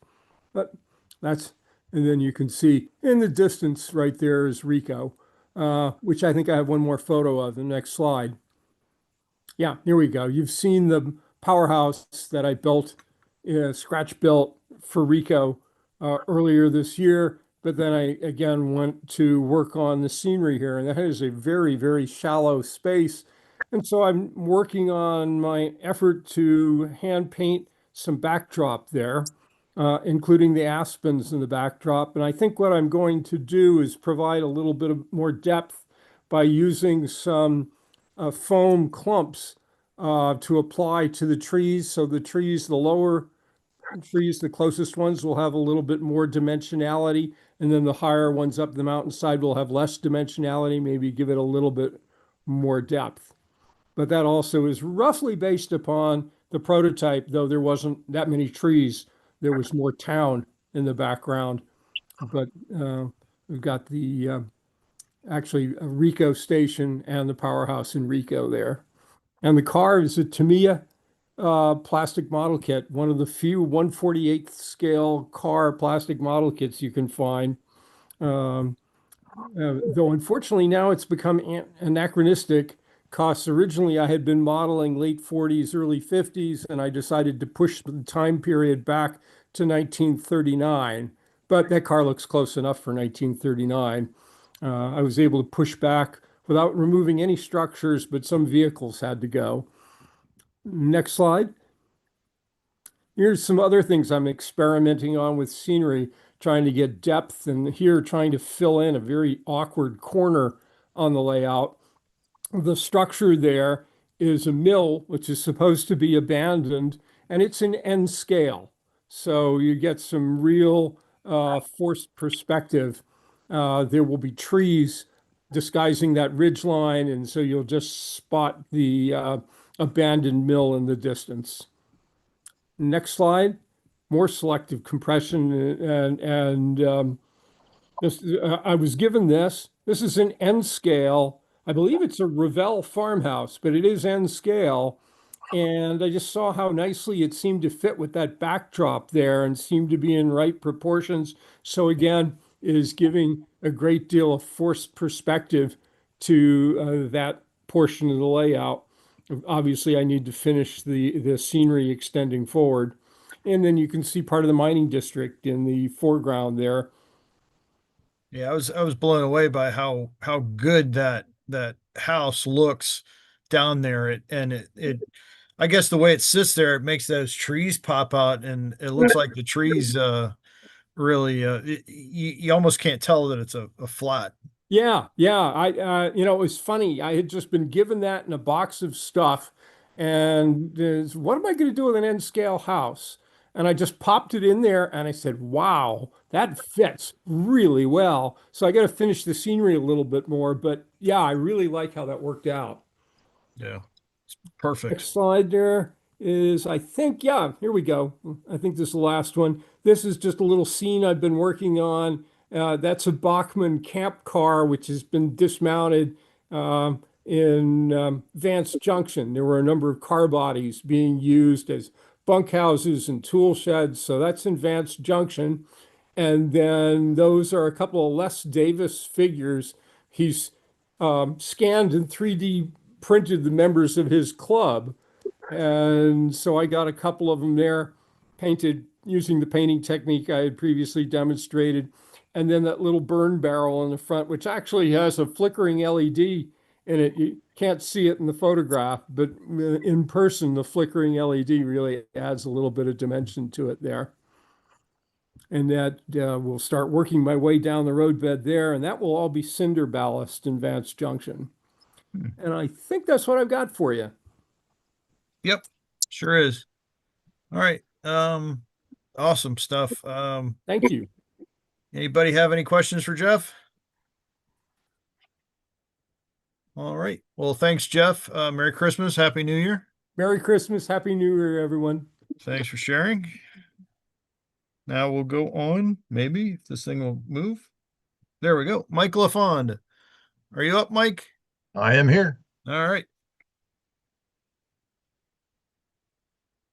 So I've just started in the last year or so building FN3 indoor layout, and this is just the one end of it. It's going to end. Sound seems funny. Anyway, that's just a temporary turntable, and it's going to end at a turntable, and so I've got an incoming and an outgoing track.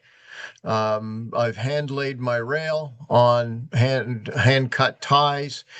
And I've got a question more for my purpose in coming on here wasn't so much to show you what I'm doing, but to ask questions.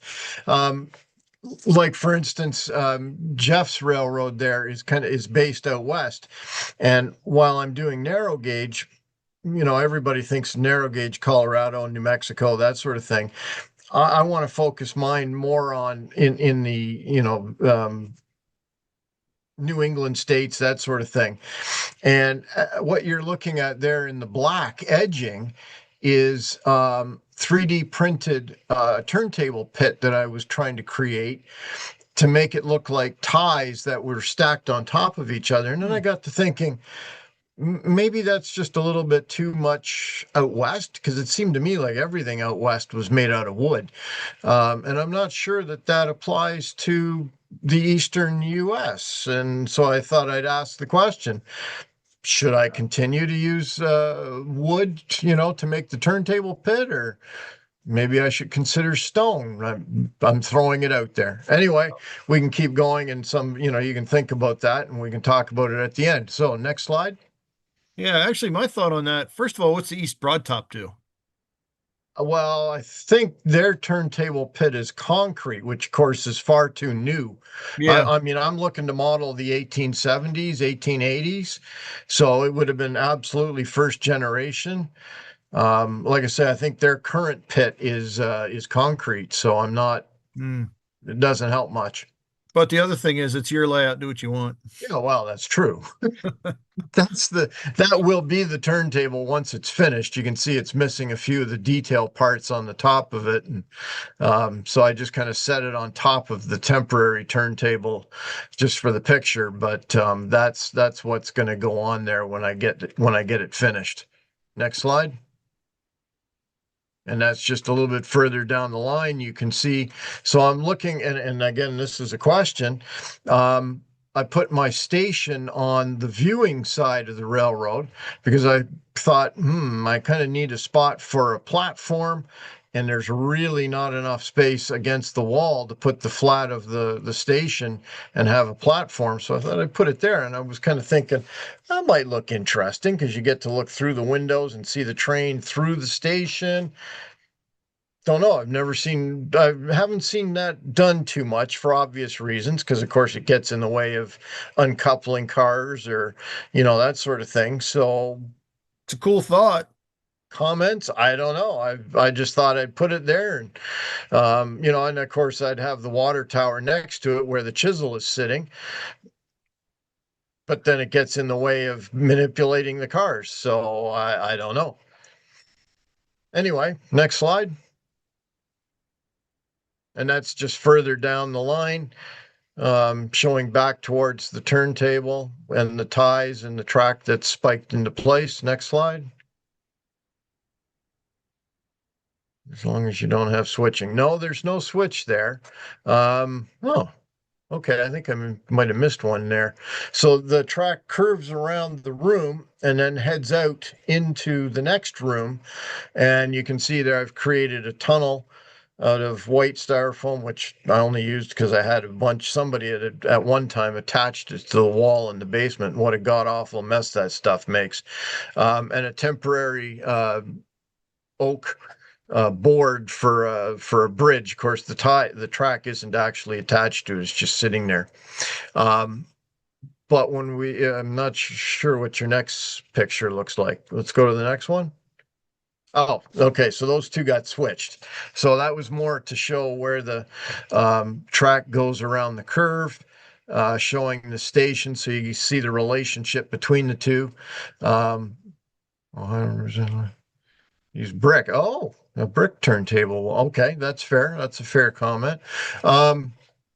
So I've got two stub switches there. They're both scratch built using 3D printed base. I designed the base for them. The one is a great big long curved switch, and then the other one's going to go back. You can see the road bed that goes back to the wall there. I'm thinking of something like a freight shed maybe back there just to push cars into. Okay, brick sidewalls. Consider. Yeah, show off interior. Yeah, okay. So if you go back to the previous one, then you can see where it connects to the stub switch and then goes out through the wall to the next room. And then, so now if we go forward again twice, That's where it exits out of the room. And again, another question for you folks. I haven't started building in the new room. And what's behind that Lionel cloth panel there is my electrical panel. So I have to be able to move whatever layout I put there. But I also don't want to build another mountain because I'm trying to aim for the eastern US. And yeah, there were tunnels here and there, but not a lot of them. So I'm kind of thinking about some sort of maybe like a rock cut with a lot of trees to kind of hide the tunnel entrance. But then I got to figure out something to lift so that I can move it out of there in order to get to the electrical panel. So that's essentially where I'm at the moment. Comments? Yeah, I think with that, yeah, if you were to put trees in there, you could definitely bury it, but you'd have to basically build a module out of it so you could get to your electrical panel.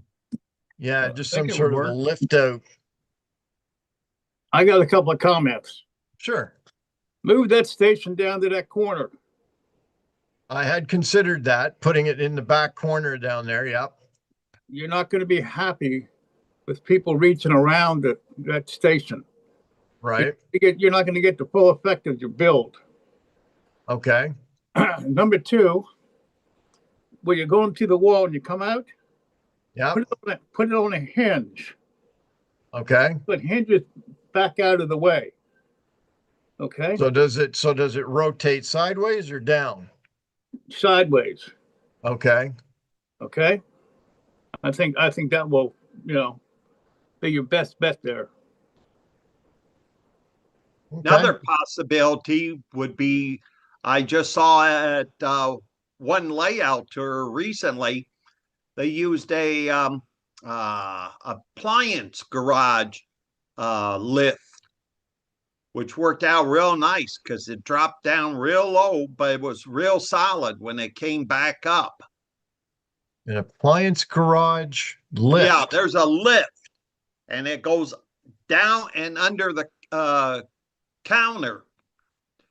And that's considered your appliance garage. So I don't know where he bought it from. Okay. I'll have to look into that. He showed how nice it worked. And that probably would work real good at that location.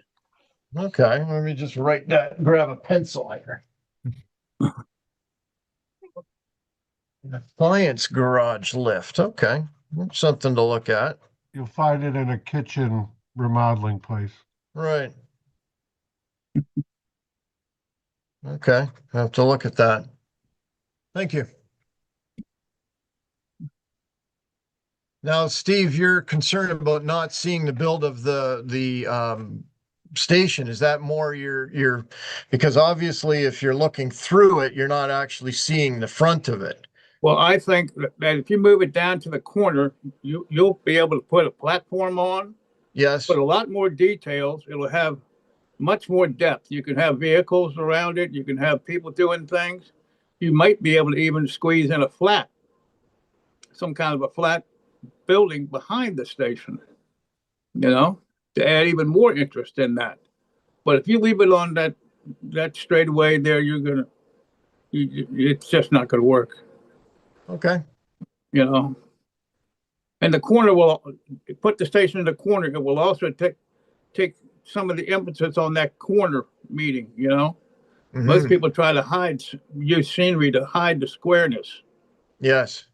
And that would be a way to do it. Okay. And you're going to be 120.3? Yeah. Okay. Yeah, I don't know if you ever got the video, Chris, or not, but. No, and Tom never sent it to me. Okay. No issues. Where do you live, Mike? Just north of the border from Detroit by about an hour. Okay. Yeah. Okay. Well, that's why I was asking you guys, because this is sort of my first, I'll call it major model railroad. I've built a bunch of plywood centrals in the past, but never really, managed to get them anywhere. So this one's going to be the first right through to the end sort of thing. Yeah, it was cool. Good luck. Yeah. Thank you. Thanks for taking the input or asking for the input even. That's part of the part of what we're going for is people are looking for feedback. It's 10 mines or 20 mines are better than just one. Yeah, for sure. Unless they all have opinions, in which case you're just better off on your own. But all right. Let's see. I think that's the last. Yep, that's the last slide. So, yep. All right. Thank you. Well, thank you for sharing. Does anybody have anything more to contribute?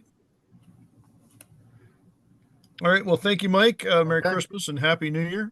Thank you. You to you as well, and everyone else. All righty. Jeff Peck. Yes. You're up. All right. All right. Here we go.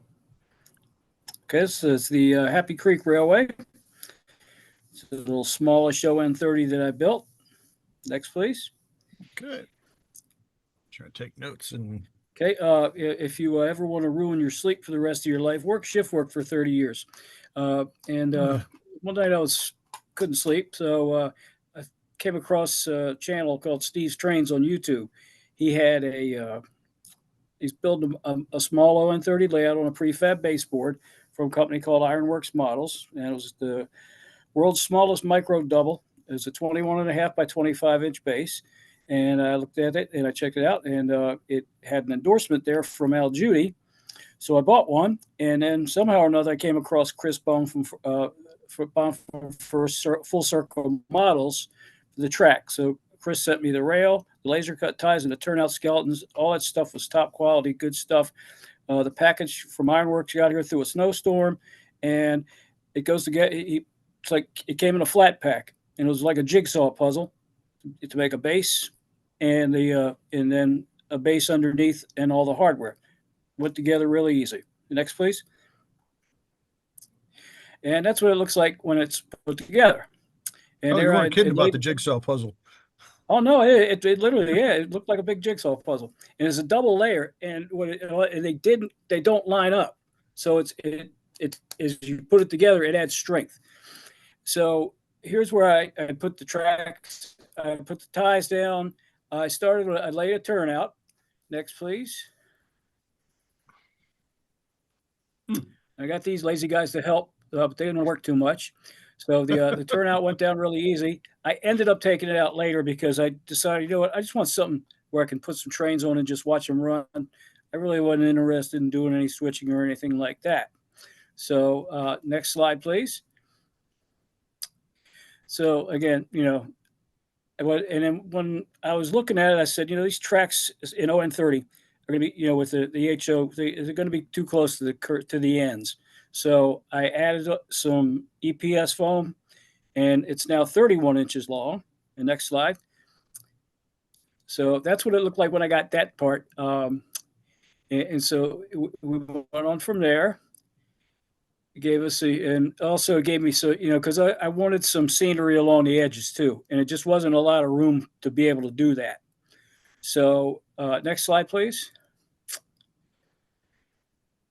couple months later, a little bit of work here. Here we got the view down the street into the town of Happy Creek, which, if you can see the sign, the mayor is Al Judy. So next slide, please. Okay, now we're going to look down the main street there. You see some buildings there. You'll see Cheryl's store there. And next to that is Cassidy and Farrell's Tavern. And the police have pulled over a guy there and they're checking him out. It turns out his name is Bullet. So they're going to see what he's doing. He's doing on the East Coast. And that tree there in the foreground, those are sagebrush trees. And what I do is the leftover junk from super trees, I put it on the ends of the sagebrush, and I hit it really hard with cheap hairspray and just put ground foam on it. And it makes a nice light tree. Next slide, please. And then we're going to look down the other side of the street, and that's the building there is Witt's Hardware. All the buildings in the downtown there are made from Calvin Witt kits. He sells you a really nice kit. It's a good solid kit. It's a good, it comes with the walls and the castings for the doors and windows, which are Tishi, and but it gives you an opportunity to build on that, and kind of like a jam band, you can kind of riff on them, because some of them didn't even end up looking like what they started as when I got done with them. And next slide, please. So here we are again. That's my my Aunt Sissy and my Aunt Nettie. They're waiting for a train. They want to go back to Southern Maryland, so they're going to be waiting a little while. But they don't mind. They got the gift of gab. They'll keep each other company for a while. The next slide. And here we are with entering into the area called McComer's Rocks, and that's because they got those rocks from Kevin McComer. But that's another Calvin Witt building there. I call that the Wizard Shack. It lights up, and it was a really simple shack to put together. And I put a tin roof on it instead of the shingle roof that he had. And next slide. So we're further around the rocks and coming across a little hobo camp here. Guy on the left there walking up better have a can of beans or something, or the guy with the hammer is going to knock him upside the head.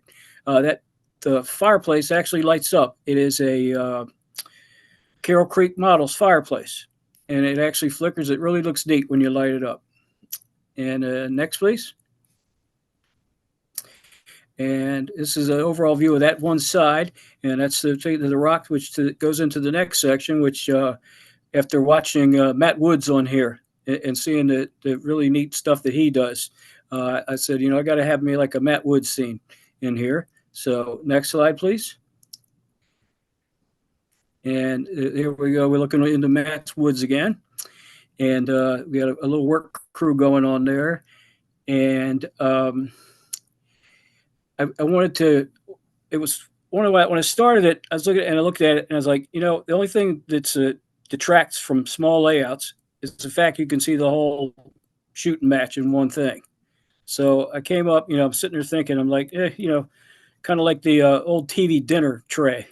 I'll put some dividers up so you can only see, if you're sitting parallel to it, you're only going to see one scene at one time.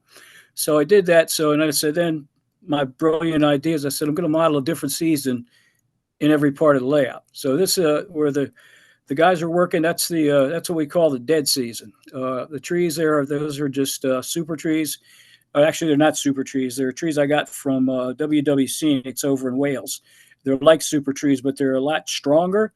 And I just hit them with some Rust-Oleum, and you planted them in there. Got some leaves and junk from outside. Put it in the little crappy food processor I got at a yard sale, and scattered that down there. And next slide. And here it's just an overall look at the town again. There I've got the backdrop there. The town side and the rock side are backdrops from Joey Ricard. There's trackside scenery. The other one is from my friend Ed Kapusinski, who he completely, all he models is winter. So he has all these wonderful dead season scenes to choose from. But that's the overall of that side. Next. And as we go out here, I'd like to thank the following people. Like my wife, number one, for just when I disappear, and she's going to put my face on a milk carton before I come out of the basement. But everybody here on New Tracks, this is just a big, just such a great inspiration, and just some great modeling techniques and the way everybody shares everything here. Especially Jim Kello for starting it, Tom for running it, Steve Sherrill, his just amazing work that he does. Greg also, and Ryan and Bob Gelmacher with Carroll Creek Models. They just put out some really, really good products that are great to work with. And Calvin Witt, he's kind of my sounding board. I'd do something, I'd send him a picture, and say, "What do you think?" And honestly, I don't like it. So we he was a really good help with this. And certainly, last but not least, Al Judy, and just being just an inspiration to everybody. And just Al, thanks for being Al. And if you have any questions, fire away. Jeff, Yes. You got the information on the micro meat, right? Yes, sir, I do. Okay. Are you bringing that? I will. I will. Yes. Yeah, I was going to reach out to you and ask you. Okay. All right. Okay. Great job. Great job. Thank you. Thank you, Steve. You know, I would have. I had no idea that you had the petitions. You know, it wasn't even in quarters or halves or anything like that. It was an odd shape, even in the petitions. And I think that was, you know, really outstanding. Good thoughts. Good thoughts. Well, if it had been a little longer and a little wider, I could have made it like 4 different things and then every season. But then I'm like, I can kind of combine spring and fall into one bigger one. So yeah, you know, it worked out. It worked out well. I'll save a space for you. Okay, thank you. Bye. Cool. All right. Thanks for sharing, Jeff. right. Does anybody have any questions or anything to contribute? All right. Well, thanks, Jeff. Merry Christmas. Yeah. Happy New Year. Same to you and everyone else. And those pine trees on that one side came from you, Chris. Oh, that's Those right. those are your pine trees. Yes. Well, thank you for the those other ones are the fall trees were ones that I probably had laying around here for 20 years. I bought them for an N scale thing. They're just some cheap wire and foam covered trees I got from China. And I initially spray painted them anyway because they, you know, they're like a neon green. But then I started, I said, oh, I can hit these with some different colors and make them fall trees. So it worked out. There you go. All right. Cool. Thank you. Well, thank you. Merry Christmas and Happy New Year again. Thank you. All right, Bill Stimson. Yo. All right, you ready? Sure. All right. And here's just something that's been on my workbench for a while, and I finally think I finished it. It's a Model Tech Studios feed store and hotel combined kit. I'll have some pictures of the layout at the end, I think. Yeah, I think so.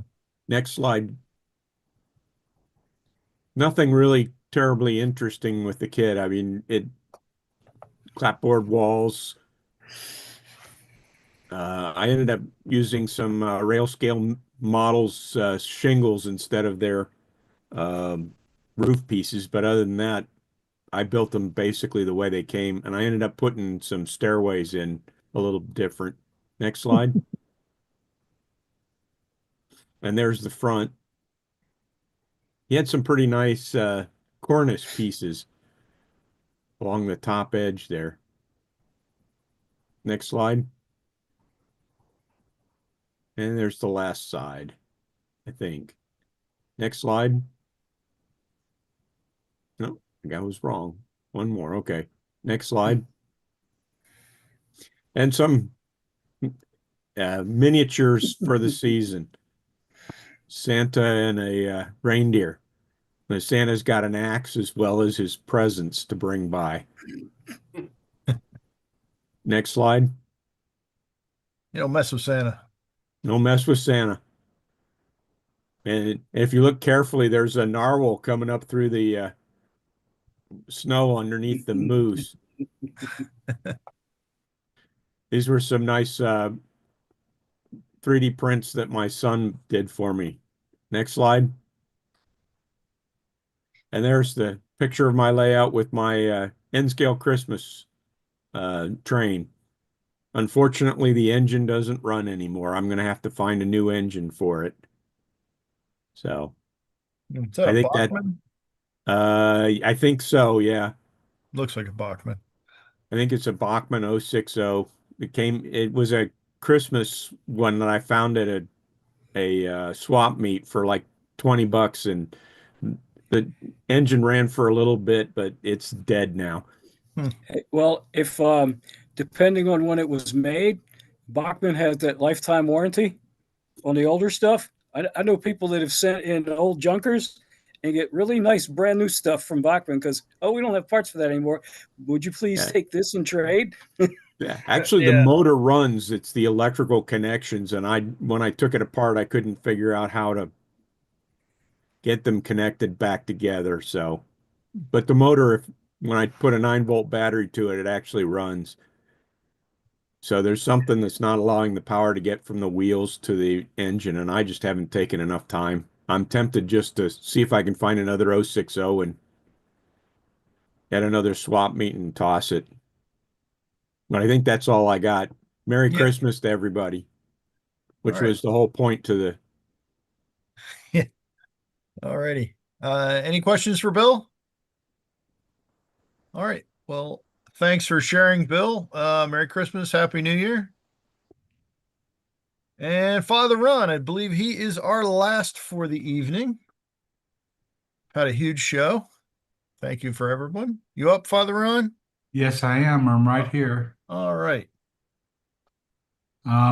This is the kit that I received from Tom Farrell, and I'm going to be, I guess in the future, it depends on when Tom schedules me, showing you how I put it together. Next slide. This is what's contained inside of it. There's just 2 packages. It's far more than what it looks like. There's a lot of stuff here in this kit. Next slide. This is just the contents of one package, the first of the 2. And you can see it's a lot of pieces to put together. Next slide. So I separated out, and this is the first stage, is building the actual,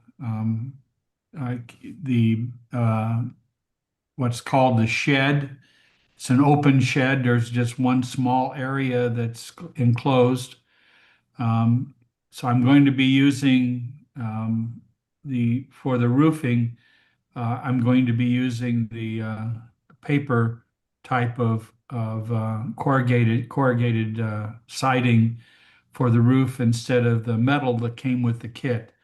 I'm not a fan of the metal corrugation. I'll keep it and perhaps use it on another kit. But I already had some that were already rusted, so I'm going to use those instead of taking the time to do that. I also will probably change the sign on the roof, which is called GR Dills. It's a salting factory where cucumbers are salted before they're turned into dill pickles. Next slide. I decided it needed a lot of reinforcement. I decided to leave all of the sides of the shed on the sprue because, as you can see in the bottom of just left of center there, some of those side walls are very, very thin. And of course, the grain is moving north and south on this photo. And I decided I didn't want to break those and have to reglue them. And even though I left them on the sprue, on the sheet of wood, one broke anyway. And I had to glue it from the back side to keep the glue from showing on the front where a stain or paint or whatever I'd have to paint over it. So it needed a lot of reinforcing, and some of the roof pieces to the left there of center, those were already bent or warped. So I had to put the stiffening reinforcements on it and put weight on it to get it back flat again. Next photo. This shows the stain work I've done on the other side. And you can almost see in the very lower part of the main sheet of wood that one right next to the center delta, you can see where the glue came through anyway. It didn't stain that area. So I'm going to have to find some paint to try to cover that up. I intended to put some paint on it anyway, but that's how delicate those pieces are. So this just gives you I'm going to be coloring the next to the X-Acto knife all of those will be a shade of green, but it'll be a very light shade like it's been around a while and faded by the sun. Next slide. This is the back side of those. I decided I'm not going to try to detail the interior, so all the insides are going to be, it's not exactly black. This is a very, very dark brown. And so it'll serve the purpose. Also in the upper right, you'll see a water tank. It's one of those I've put together in the past that I'll be using for the source of water for the salting purpose on this real tiny or real short diorama. Next slide. And this is the blacksmith shop that I've shown before. It stayed pretty much the way it was until very recently. I didn't have any screens to sift any dirt, to be very fine dirt, to put on the bottom of the blacksmith floor. I finally got the screens and was able to sift some dirt. So now I can put dirt on the inside and around the outside of the blacksmith shop before I start putting the other pieces for the interior detailing. This kit is no longer made, but all of the white metal castings that came with it. This is a Western Scale Models blacksmith shop. They don't offer the kit anymore, but they do offer the interior details for a blacksmith shop. I bought this a number of years ago. So now I can continue putting dirt on the floor of the blacksmith shop. So that shows you that I've made some progress on that. I think that's all I sent you. Let's see here. Yep, that's it. Yeah. One thing I'll throw in there, Father Ron, is American Model Builders is now owned by Berkshire Valley, and I know the owner was at his house about 3 months ago. So if you run into issues with that, where something just breaks to a point where you can't fix it, let me know. I'll pass you Richard's info, and hopefully he's a good enough guy. I'm sure he'll just send you what you need to fix it. I fixed it. It's solid. It's not going to break again unless it breaks in a different place. Yeah. But that it is very thin there. I did contemplate trying to put a piece of reinforcement behind that whole upper section of that shed, but I don't know how the roof is going to fit on there, and I don't know whether that's going to interfere with that. So I may put another piece of 3/16 by 3/16 or 1/8 by 1/8 strip wood behind there. But I'll have to wait and see once I get it separated from the wood if it's going to need it and if it's going to interfere with putting a roof on. There's a pole that has to come down that centered and front delta on each of those side pieces.